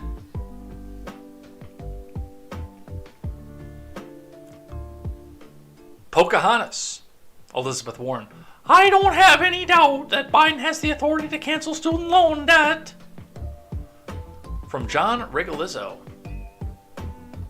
With video. Chief Elizabeth Warren doesn't have any doubt that President Biden has the authority to cancel student debt. Appearing on NBC's Meet the Depressed on Sunday, Warren told Chuck Todd, that Biden has the authority since former Presidents Barack Obama and Donald Trump forgave some debt during their tenure. Warren then lashed out at the Texas judge who ruled that canceling debts was illegal, claiming that loan forgiveness was evidence that Democrats fight for working Americans by raising taxes on working Americans. Let's listen. I want to talk about the president's student loan forgiveness program, which the courts are potentially going to say he can't do, saying, look, this needs to be appropriated from Congress. Okay, this is something you could do in the lame duck. Should you wait for this court outcome or simply codify the president's student loan plan via Congress? So look, I'd be delighted to codify what the president is doing, but here's the key. I don't have any doubt that the president has the legal authority to cancel this student loan debt. President Trump did it, President Obama did it, and President Biden has actually done it up to now on student loan debt payments. But we have a court down in Texas, and if they're going to play politics instead of actually following the law, they do put the program at risk. But to me, this is one of the clearest differences between Democrats and Republicans. Democrats, led by Joe Biden, are out there saying, we hear you on what it's like to get crushed by student loan debt. We know what that means, and so we're here to try to help. The Republicans, they got nothing. They say, no, the only people that they're willing to fight for are billionaires and billionaire corporations and conspiracy theorists. Yeah. Democrats fight for working people, and when we fight for working people, we win.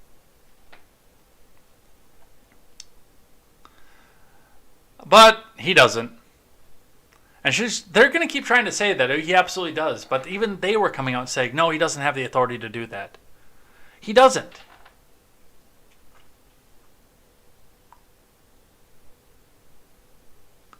And I love seeing the arguments from these people online too, like, oh, well, what do you mean you're going to raise the taxes?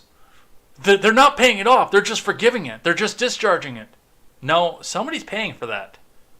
Because that money is already long since spent.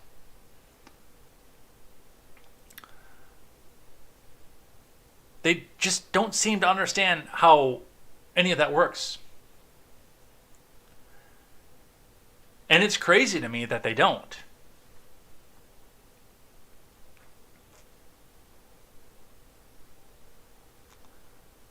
If you took that level of money out of the economy, just snap your finger out of it, you would drive deflation so hard that it would drop the bottom out of the housing market and every other asset that's tied to the banks that are holding these loans.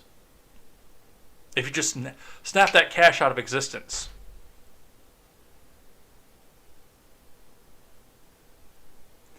You're not ready for the fallout that would happen from something like that. But yet they keep insisting that that's the only way to do so.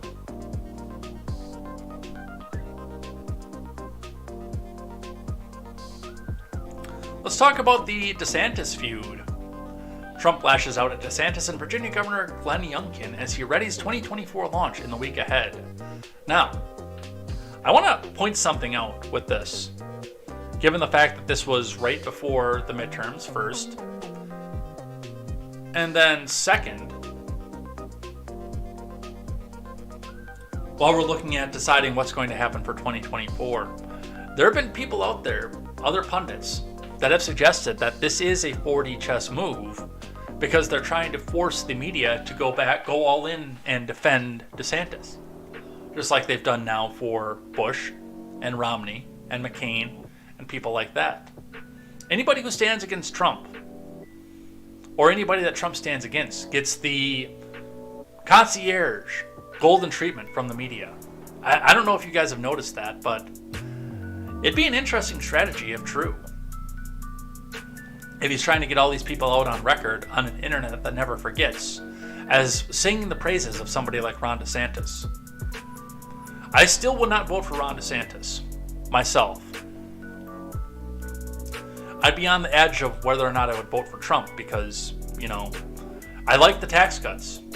I like that kind of thing. But man, I was not a fan of all the spending that came with the tax cuts.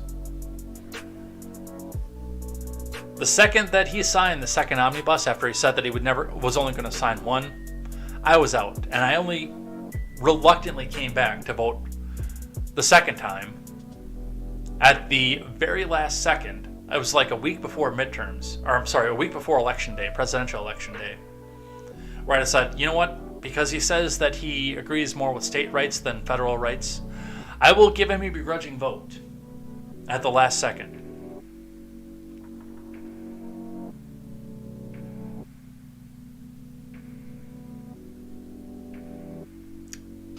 I don't know if I would vote for him a third time. I really don't.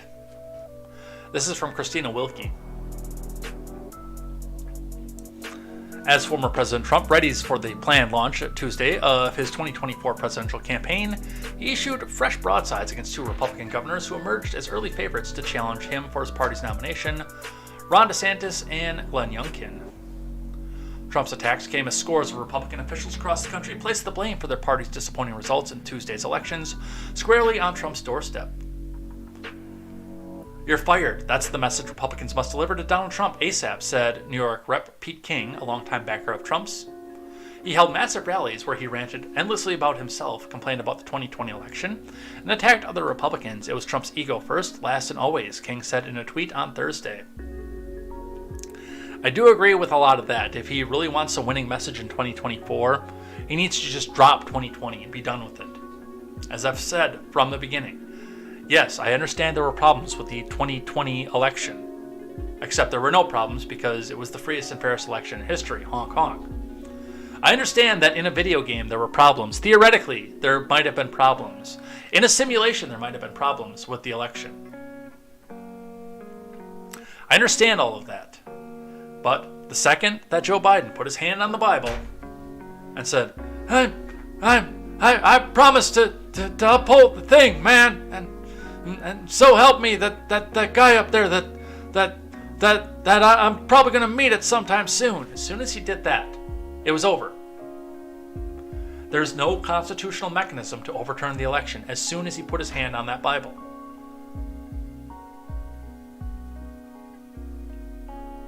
It was done. So since there's no way to go back and overturn 2020, then you need to focus on what you needed to focus on what you were doing for 2022 and then also for 2024. Asa Hutchinson, Arkansas governor, said Trump's support for candidates didn't help them in general elections. Trump's endorsement comes with a cost. The cost is it minimizes your ability to attract independents and win in November. Hutchinson said on Friday on PBS's Firing Line with Margaret Hoover. Trump even appeared to lose the support of influential conservative blogger Mike Cernovich, who told his million Twitter followers that Tuesday's losses meant at least no one has to suck up to Trump anymore.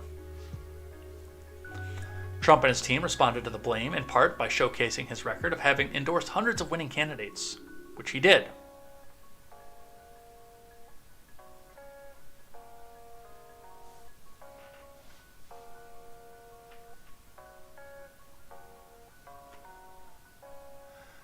President Trump has racked up over 215 wins for his endorsements, a truly unprecedented accomplishment and something only possible because of President Trump's ability to pick and elect winners, Trump spokesman Taylor Budowich told CNBC.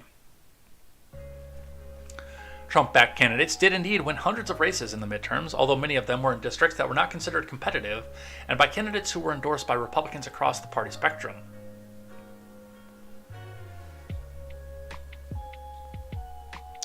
There's no question that this was a bad election for Trump, said Asher Hildebrand, an associate professor at the Sanford School of Public Policy at Duke University. With the possible exception of gubernatorial candidate Kari Lake in Arizona and Senate candidate Herschel Walker in Georgia, every governor and Senate candidate he endorsed within the 5 main battleground states appears to have lost. And yes, that actually is worth pointing out with this, and a lot of people are coming out and saying that, well, he had all these victories that he racked up off of this. And those were in smaller districts representing smaller amounts of people. He did have trouble when it came to statewide races. That much I can come out and admit.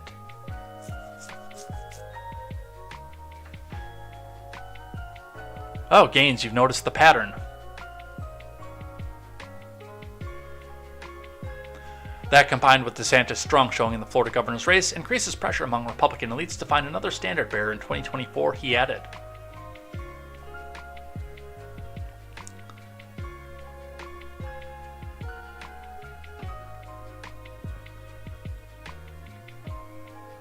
In a lengthy statement Thursday, Trump sought to take credit for elevating DeSantis out of relative obscurity in 2017, posting on his Truth Social site that DeSantis came to me in desperate shape in 2017.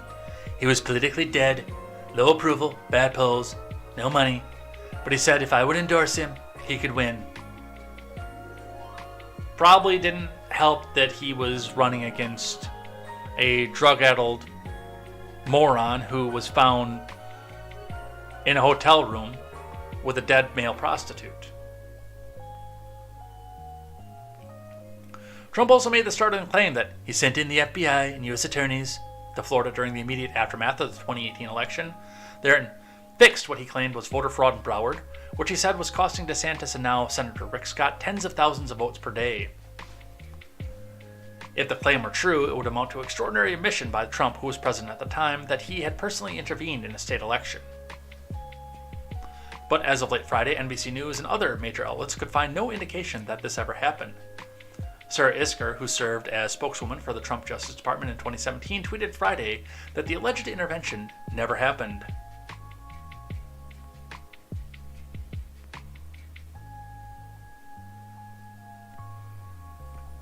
In addition, Trump took aim at Youngkin on Friday, in this case going so far as to mock his name, spelling it Youngkin by saying, "Sounds Chinese, doesn't it?" Well, it's kind of the same way that I used to mock the Lincoln Project people, because they wanted to say Youngkin as much as they could over and over again during that election cycle in 2021, and I kept reminding them that Lincoln Project, you don't have to say that name so much. It's Youngkin, not young kid.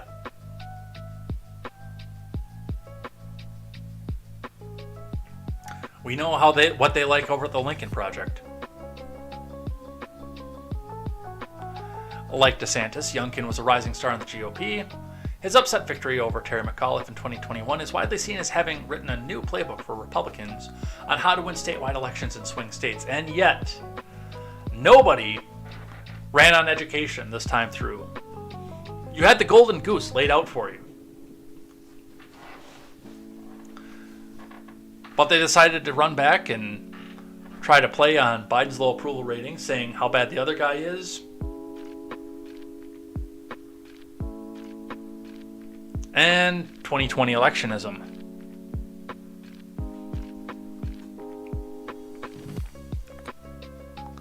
Trump posted that Youngkin couldn't even win without me. I endorsed him, did a very big Trump rally for him telephonically, got MAGA to vote for him, or he couldn't have come close to winning, but he knows that and admits it. Youngkin responded to Trump's comments on Friday in a statement shared by his spokesman saying, "I work really hard to bring people together. I do not call people names. This is a moment for us to come together." The statement also included a subtle plug for Youngkin's own ability to govern in a purple state, a message he would likely amplify if he were to run for president in 2024. We're potentially going to have a divided government in Washington, and just like we have a divided government in Virginia, we have proven that we can come together and get things done. this guy's going to run at some point in the future. And I don't know how I feel about that. Because again, it's a matter of the people that like him. Not necessarily how he governs, but the people who like him. That make me wonder who he's beholden to.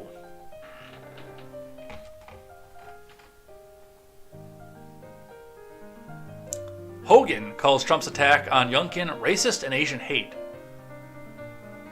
Not that Hogan. It's not, oh, Trump is a racist, brother! From Julia Mueller. Outgoing Maryland Governor Larry Hogan on Sunday called Trump's recent attack on Glenn Youngkin racist and Asian hate against a white governor. Trump took a swing at Youngkin amid talk this week that the rising GOP star might make a presidential bid in 2024. Youngkin, now that's an interesting take. Sounds Chinese, doesn't it? And Virginia couldn't have won without me. I endorsed him. Yeah, we did that quote already. Hogan, whose wife and daughters are Korean American, has taken a stance against Asian hate in his governorship. Which is amazing that he can do, given the fact of who he has to target when it comes down to Asian hate.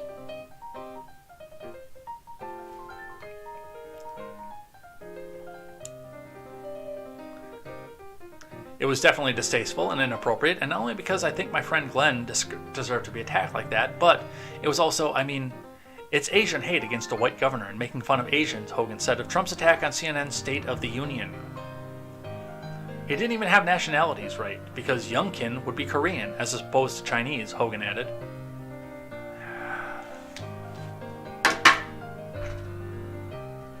Why are they so dumb? Trump for saying it, and Larry Hogan for taking the bait.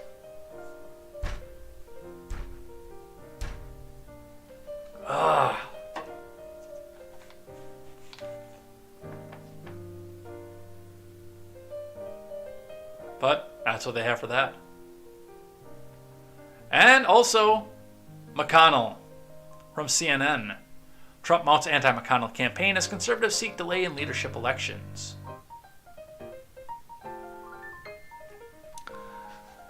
Former President Trump is calling up his allies in the Senate, GOP sources tell CNN, and making a suggestion as he seeks to divert blame for Republicans' lackluster midterm performance.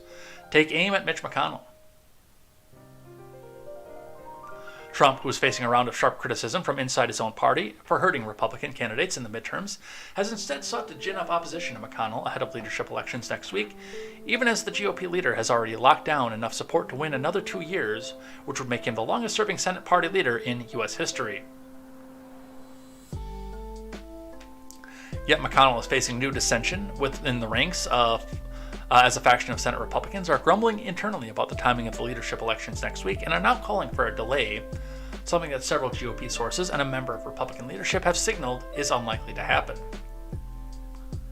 The internal backbiting has prompted a new round of fears that Republicans will be at odds over their future and hurt their ability to unite ahead of the December 6th runoff for a U.S. Senate seat in Georgia. Some of Trump's allies fear that his obsession with a Kentucky Republican will only undercut their campaign in Georgia, with memories still raw for many in the party who blamed the former president for costing them 2 seats and the Senate majority in last year's runoff in the Peach State.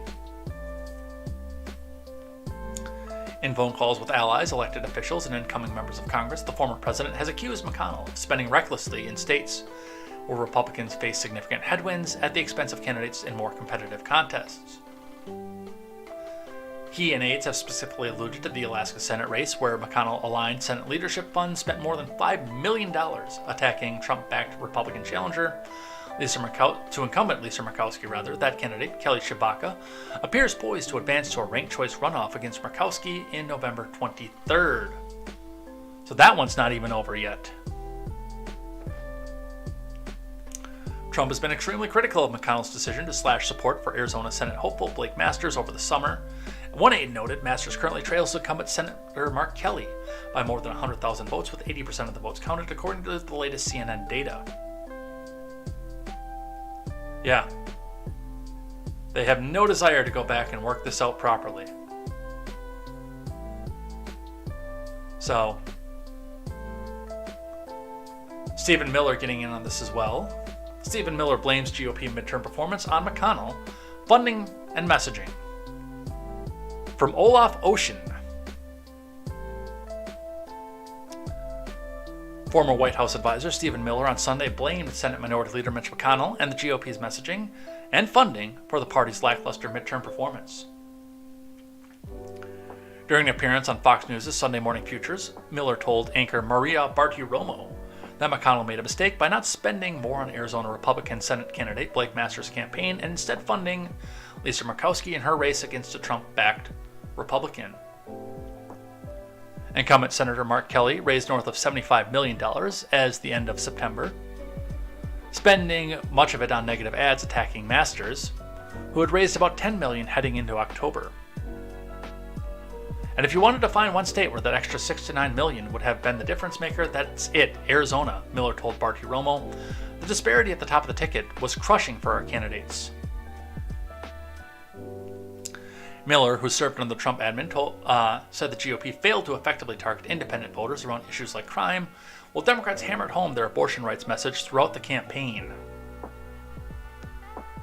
Many in the GOP have blamed former President Trump for the disappointing election, particularly in the race for the Senate, in which Trump-backed candidates lost in the key swing states Pennsylvania, Arizona, and Nevada.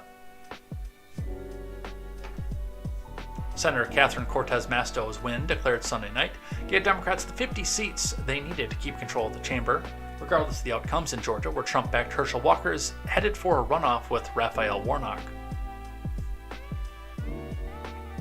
Look, there's a lot of things that are going on with this. The big one that I think is that there is a bit of honking that went along with this.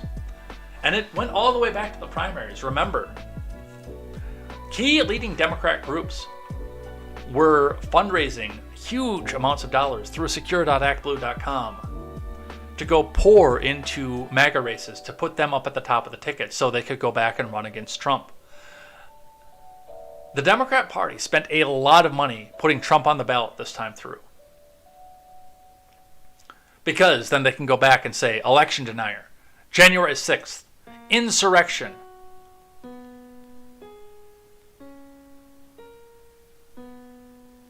Failed presidential candidate. Orange man bad. They didn't have to go in and look at these people's records. What they did in their personal lives or anything. All they had to do was say, Trump, Trump, Trump.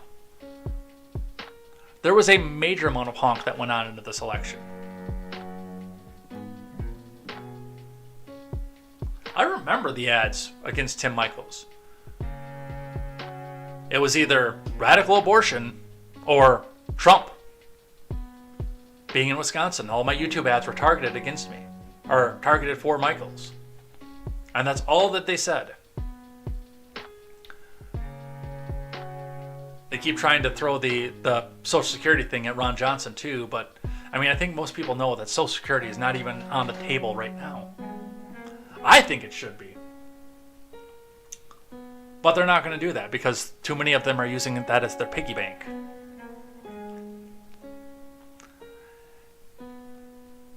Alright, and some of the aftermath. I hesitate to walk my dog, puppy. AOC says she fears her life is in danger. I need to refresh off this because I think they showed the interview in this video. Yep, they did. So we'll talk to Chris Wallace for a bit and then we'll go listen to her talk to Chris Wallace. Far left, Alexandria Ocasio-Chavez told CNN's Chris Wallace that she has lived in a constant state of fear for her own well-being since she was first elected to Congress. The New York communist described how her concern over threats affected her life during an appearance on Friday's edition of CNN's Who's Talking to Chris Wallace. That's actually a serious question right now. At this point, who is still talking to Chris Wallace? Do you feel your life is in danger? Absolutely, puppy. I feel that my life has been in danger since the moment that I won my primary in 2018. And it became especially intensified when I first fought into Congress in 2019. Chavez responded.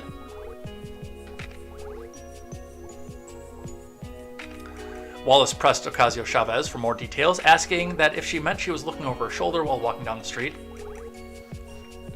It means when I wake up in the morning, I hesitate to walk my dog. It means when I come home, I have to ask my fiancé to come out to where my car is to walk me from my car to my front door, okay, puppy? Chavez responded.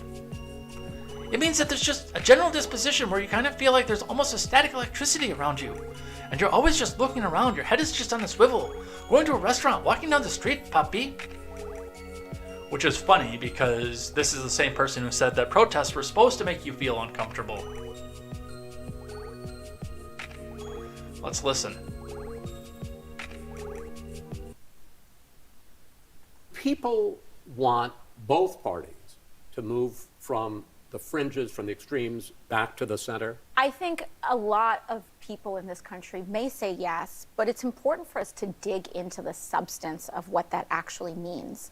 As someone who is often, I think, characterized as extreme, I, of course, would object to that. I do not believe that I am as extreme in the way that Marjorie Taylor Greene on the Republican side is extreme.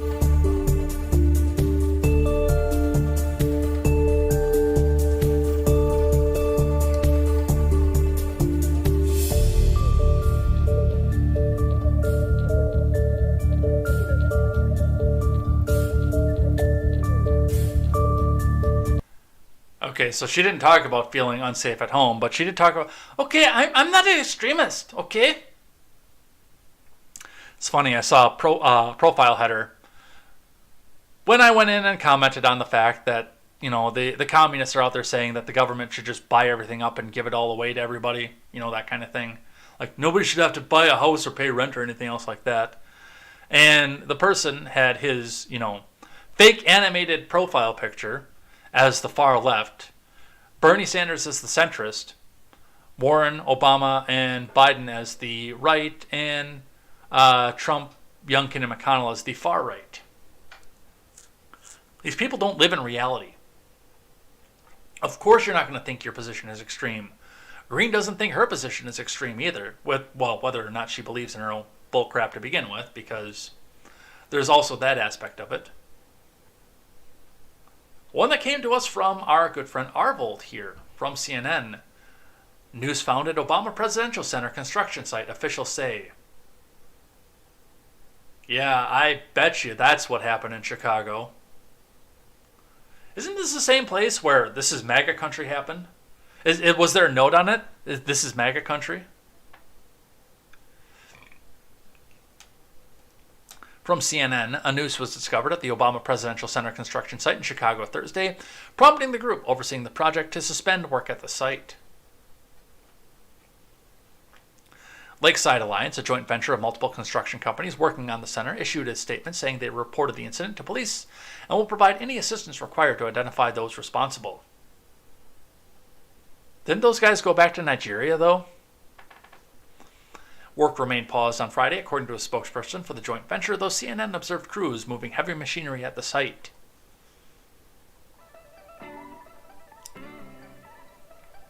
Vehicles will be going in and out of the site today as Lakeside Alliance team members prepare for anti-bias training that will begin next week and secure the site, the spokesperson told CNN on Friday. The Chicago Department of Transportation has a significant project that surrounds the site on 3 sides, and their work is ongoing. You're making them go to diversity and anti-bias training because somebody threw a noose on the ground, which I don't even buy.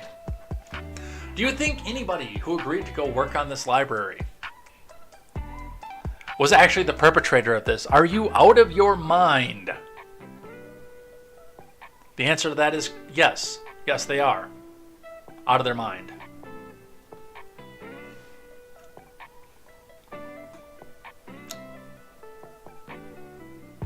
The group is offering a reward of up to $100,000 for information leading to those responsible, according to an earlier statement on Thursday, which added they have zero tolerance for any form of bias or hate on our worksite. Okay, if you wanted a donation from Obama, just ask him for a donation. You're building his library. You don't have to make a reward or a fine or anything else like that. We are suspending all operations on site to provide another series of these trainings and conversations for all of our staffs and workers. Thursday's statement read, referencing anti-bias training that is part of the onboarding process. We're horrified that this would occur on our site. Lakeside Alliance remains committed to providing a work environment where everyone can feel safe, be their best self, and is treated with dignity and respect. Where is the Obama Presidential Library?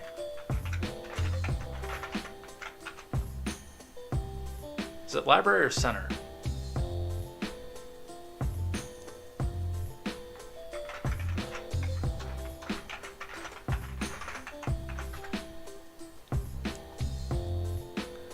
Largely built into the landscape of Jackson Park on the south side of Chicago. So let's see where Jackson Park is.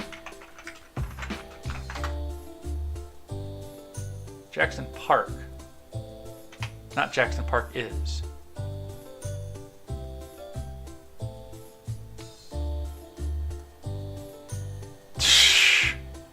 There is absolutely zero chance that this was a MAGA attack. So, it's built into Jackson Park, which is here.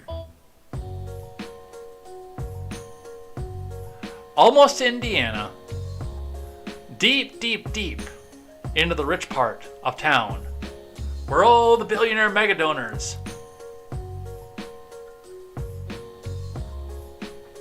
give out, and then they call the police if they see anybody who makes less than $1 million a year.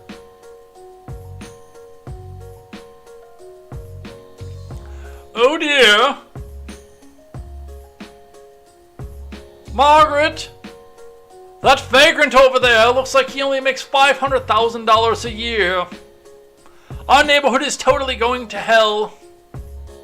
That's where this is.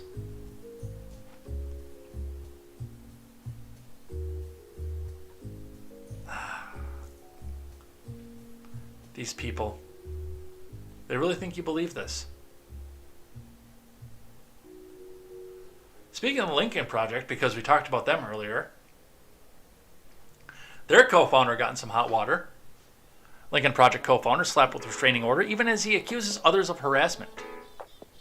From Courtney Wheel.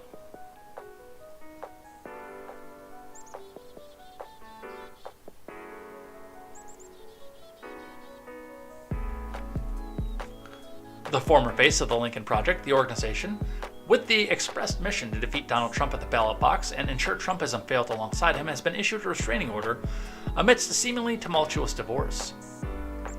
Steve Schmidt, who founded the Lincoln Project along with Reed Galen, John Weaver, and Rick Wilson, while former President Trump was still in office, and his wife Angela are currently divorcing in the state of Utah. Back in August, Mrs. Schmidt fired for a restraining order against her soon-to-be ex-husband, and that filing was then amended and granted on October 16th, according to an exclusive report from the Daily Caller.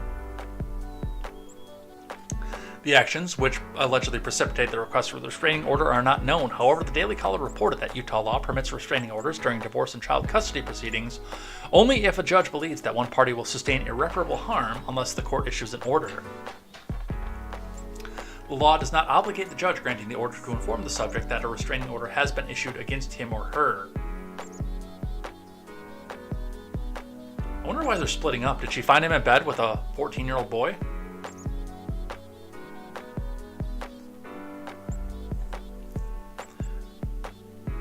Despite the obvious problems in his own home, Schmidt has made serious accusations against various media and political figures, including those who have long since passed away. This May, Schmidt admitted that he did not vote for John McCain, whose 2008 presidential campaign Schmidt managed, calling McCain unfit for office. He also that just shows that he can tell the truth every once in a while. He also called McCain's daughter, Megan, a rotten, entitled, spoiled, cruel, mean, and bullying. Again, where's the lie?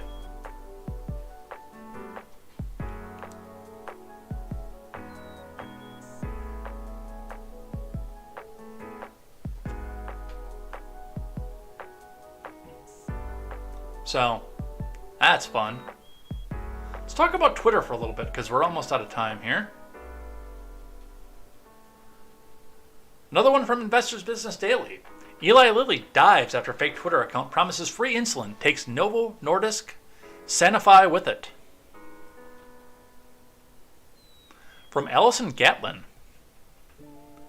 Elon Musk's new pay-for-play verification system on Twitter shook pharmaceutical mainstay Eli Lilly, leading Eli Lilly stock to skid on Friday after a fake account claimed insulin is free now. The tweet went live around 1:30 p.m. on Thursday from an account claiming to be Eli Lilly. It remained online for several hours, gaining steam from hundreds of retweets and thousands of likes. As of Friday morning, the fake account is no longer verified and its tweets are now private. But that didn't stop Eli Lilly from falling 4.5% to $352.30 on today's market, which would have been Friday's market. Healthcare stocks were broadly pummeled on Friday as well. We apologize to those who have been served a misleading message from a fake Lilly account, the company said from its official account. The fake tweet is shown here. Now, if there was still a Twitter egg on there, I would honestly come back out and say, okay, you guys got what you deserved. I don't know if they took the profile picture out when they privated the account or if Twitter forced the profile picture out of it. But if it was as is presented right there, then you guys got what you deserved. And this is where I keep saying this. People talk about the fact that, well, misinformation online could cost Democrats, holy Democrats, the election coming up in 2022. It could cost them election in 2024. All this misinformation. Look, if you can't verify basic information like this from a source outside of just a tweet, then you are not smart enough to hold a ballot. I'm sorry. No, I'm not sorry, actually. I am not sorry in the least.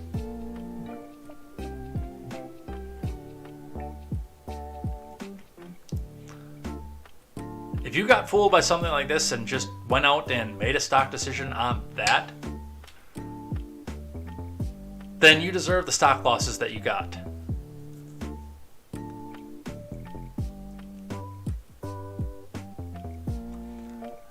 Eli Lilly's official account was verified under Twitter's old rules. The new verification system allows any account to be verified for just $8 a month. The move has spurred numerous fake accounts to crop up, impersonating celebrities, politicians, and historical figures. I would be willing to bet that if somebody did even the remotest amount of digging onto this, you'd find a Reddit thread where people were discussing doing exactly this, although it would probably be privated right now and you probably wouldn't be able to see it. Just like with all the people who ran out there and said that they are going to run out and scream the N-word on there. And it's mostly leftist accounts because they want to scare Twitter's financiers, their advertisers, away from the platform. I guarantee you that's what one of these was. As soon as they found out that anybody could go out and be verified, they pulled together all their resources and came up with $8 because they're all broke, because they're socialists. On Reddit, they made the account, they paid for the verification, and they put that back out there. And then, in a coordinated effort, they got like JoJo from Joy's and Jersey, My Wife's Son Reliant, to go back out and retweet this and say something like, finally, insulin should be free. Look at how great Eli Lilly is. To elevate this out, so they could show just how bad the verification system was.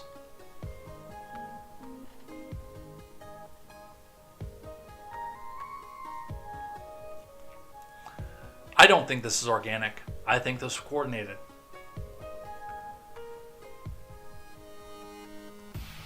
But with that being said, from Reuters, Musk warns of Twitter bankruptcy as more senior executives quit. Twitter's new owner, Elon Musk, on Thursday raised the possibility of a social media platform going bankrupt, capping a chaotic day that included a warning from a U.S. regulator and departures of senior executives viewed as future leaders. The billionaire told Twitter employees on call that he would not rule out bankruptcy, Bloomberg News reported 2 weeks after buying it for $44 billion, a deal that credit experts say has left Twitter's finances in a precarious position.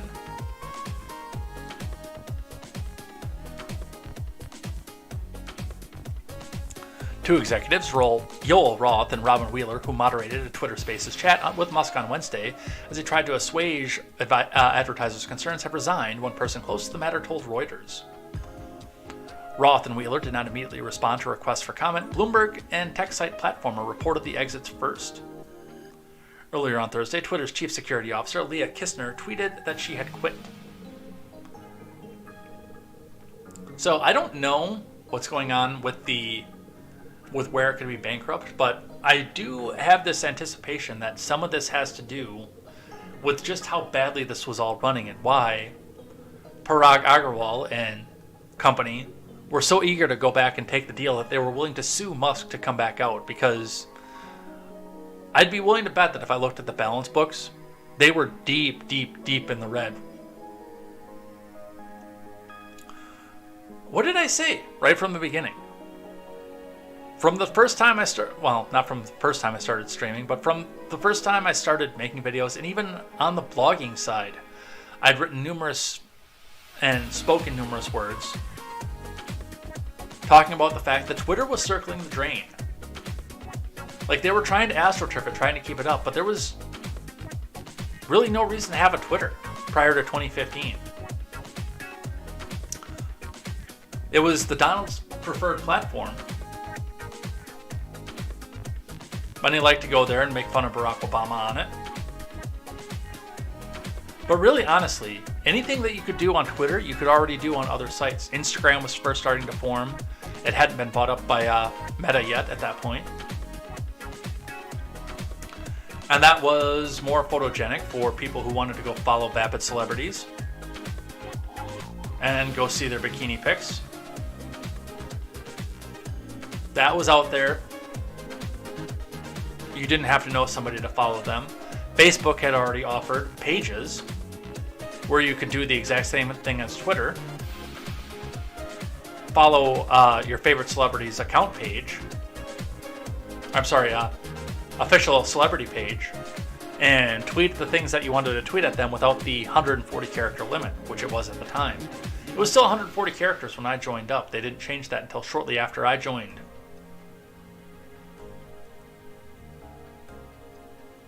And then the Donald decided to come down the escalator and everything changed. And that suddenly became the key platform for spreading disinformation from the left.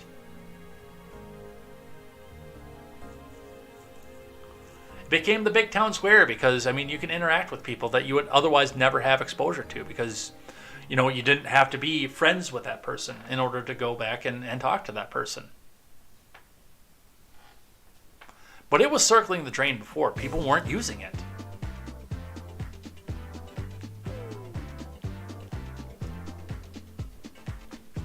I would be interested also to crack open the books on Twitter and see how much of that was coming out of government funding. Because I think it's going to be more than we realized. I really do. Alright, I want to get a couple of these societal ones out of here, and then we will do a rule of acquisition and head over to the Daily Ignoramus. So let's finish out these last few. We've got this one here. Sophia Kiani is at COP27. Sophia Kiani says, I'm 20 years old, and I'm the youngest person ever to be an official United Nations advisor. Gen Z is finally at the decision-making table. Now, with my lower resolution screen on my lower resolution video card, it gives me an advantage of this because I can actually keep this up further and away from the surprise off of this because I'm going to tell you right now, right before I scroll down, I've got this feeling that Miss Kiani is not there because of her ideas. Just saying. Got that feeling. Bet you at least a couple of you guys would agree with me.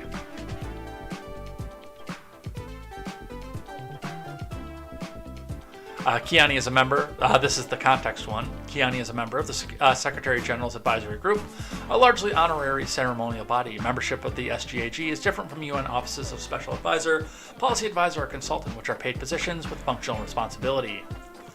Yeah, oh, trust me, everybody knows that this is a ceremonial body. Because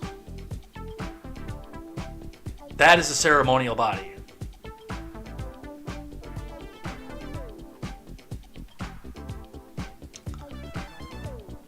With a lot of people pointing out that she probably should have put on some more clothes. And this one here. It would be beneficial for you to dress more modestly. Antonio is not concentrating. No, that he is not.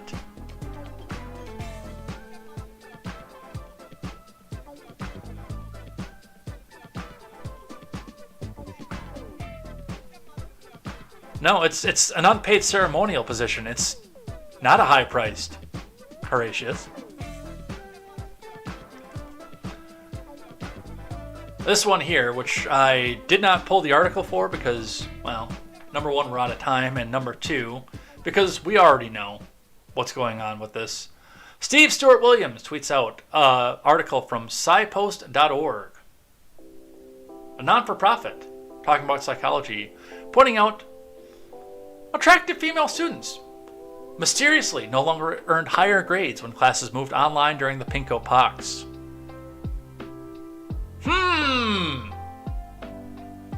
Wonder why that could be.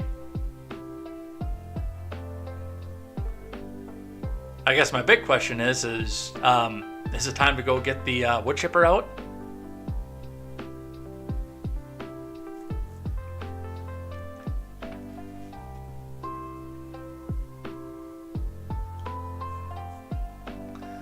And the last one, before we do rules of acquisition, comes to us from Libs of TikTok, which I have not pre-watched this video, so I have no idea how bad it's going to be, but I have an idea.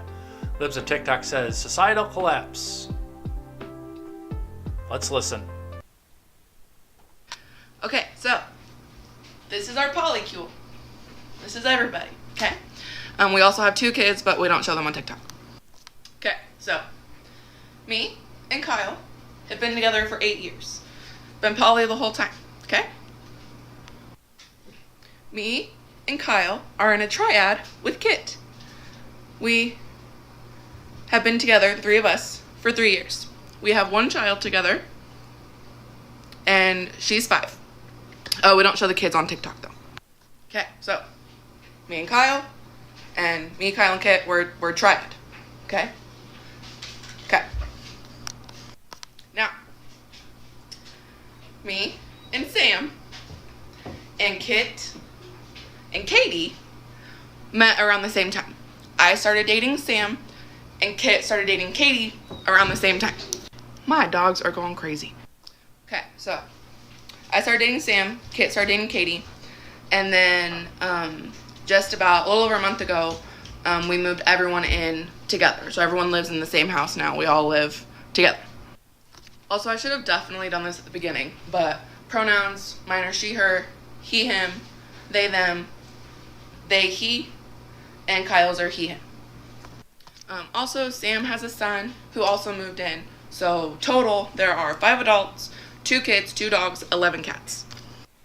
Now, I personally, Katie and I, we don't really have like romantic feelings towards each other. We have a huge platonic love for each other, and we're really great friends. Kit and Sam are literally the same person, and they're best friends. And same thing, they don't really have a romantic love, but they have a platonic love for each other. Katie and Kyle, I won't speak for them. I really don't know. Like, I think they're just like, they're the 2 like awkwards of the group where they just like finger gun at each other all the time, you know? And then Kyle and Sam, they just bro it out. I don't know. I hope that kind of covered it. Again, so you have the triad, Savvy, Kyle, Kit, and then you have Savvy and Sam, and then you have Kit and Katie, and then all together, we're the polycule. For the most part, depends on like work schedules and everything. But for the most part, the goblins, who are Katie and Kit, they sleep in the same room. Me and Sam sleep in the same room, and then Kyle just rotates between the 2 rooms and the upstairs room because he has really bad insomnia and never sleeps. So, but for the most part, that's what it is. We also just like rotate through. Like, if Sam's working really late or whatever, Kit and I will sleep together. Like, Katie's not here right now, they're visiting their family. So, like, Kyle's sleeping with Kit a lot, or like Kit and I will probably sleep together tomorrow. You know, we just rotate through. But It just gets really hot if a lot of people sleep in one bed, so that's really why we don't do it. Well, if that doesn't destroy your faith in humanity, I don't know what will. But the last thing that we do on Monday is we go, especially with the communists that are trying to dogpile me and botting themselves up to come back out and try to dogpile me on Twitter, is we will go through the rules of acquisition. And we are up to the 110th rule of acquisition. Last week, we did the 109th. We skipped the second 108th because there was no reference to where it was coming from. It just says DS9 novel, and I don't know which one it is. So we did the 109th. Dignity in an empty sack is worth the sack, which again points out to the fact that, I could have walked away from my horrifying job in the Kenosha area at any time, but I'd had my dignity, but I'd also been homeless.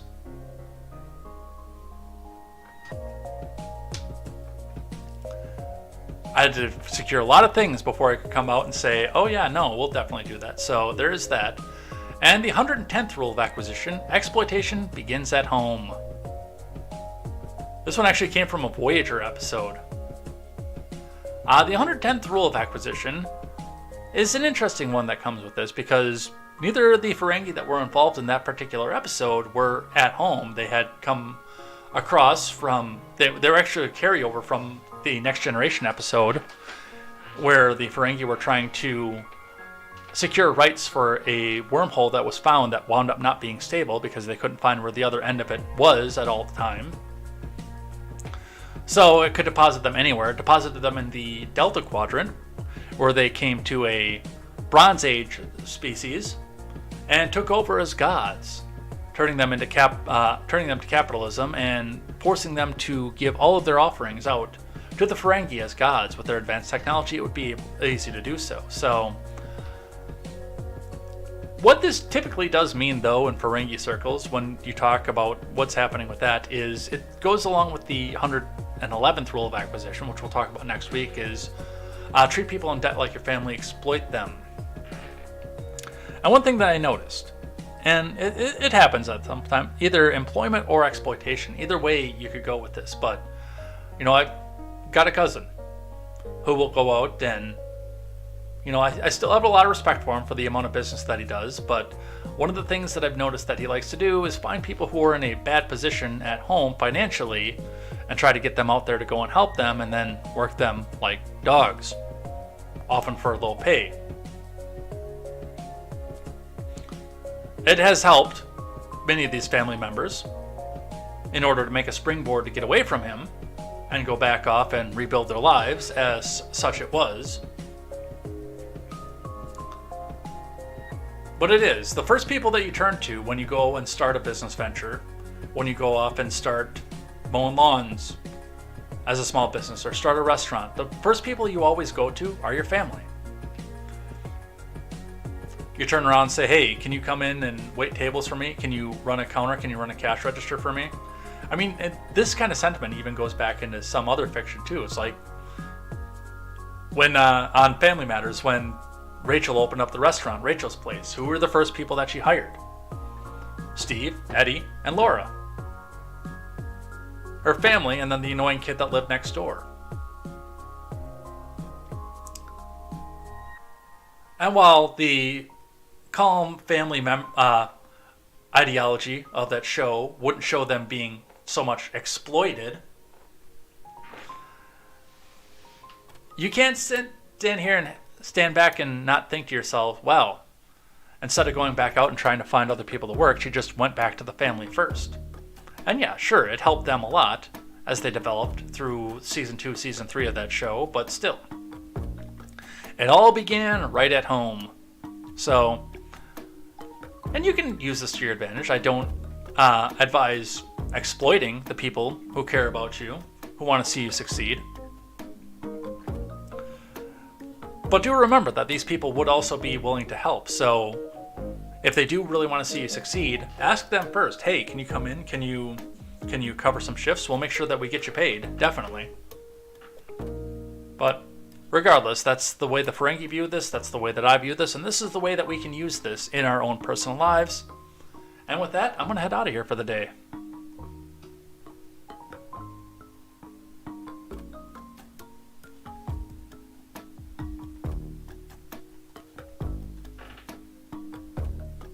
Let's change out the music here.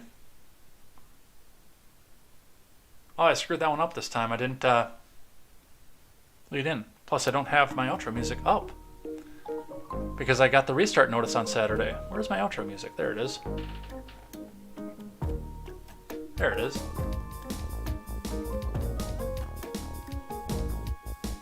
All right, so thanks everybody who came by and chatted in the live chat here. It's been an awesome time. We got some more election stuff done, and it's going to be a squeaker. It's going to be a nail biter. We will continue to see what's happening with that and where that goes. So stick around. We'll be back here tomorrow for more contemporary. We might come back tonight. It depends on what I've got to do for the upcoming change in my life coming up here in the future, what I've got to do for today, but we might come back and finish Mass Effect tonight. There's a possibility that that could happen because I think I triggered the endgame sequence when we played on Saturday. And I actually thought about going through and just finishing it out too, but it was 11 o'clock. I was exhausted, and I was making bad decisions off that. So I took a break from that and went to bed. So we might finish that tonight. We might finish that out on Saturday as well. So looking forward to seeing which way we go with that. Otherwise, for sure, we'll be back here tomorrow morning for more contemporary. We'll see you then. And until then, I am Jay Edgar, and this is Contemporary. Take care.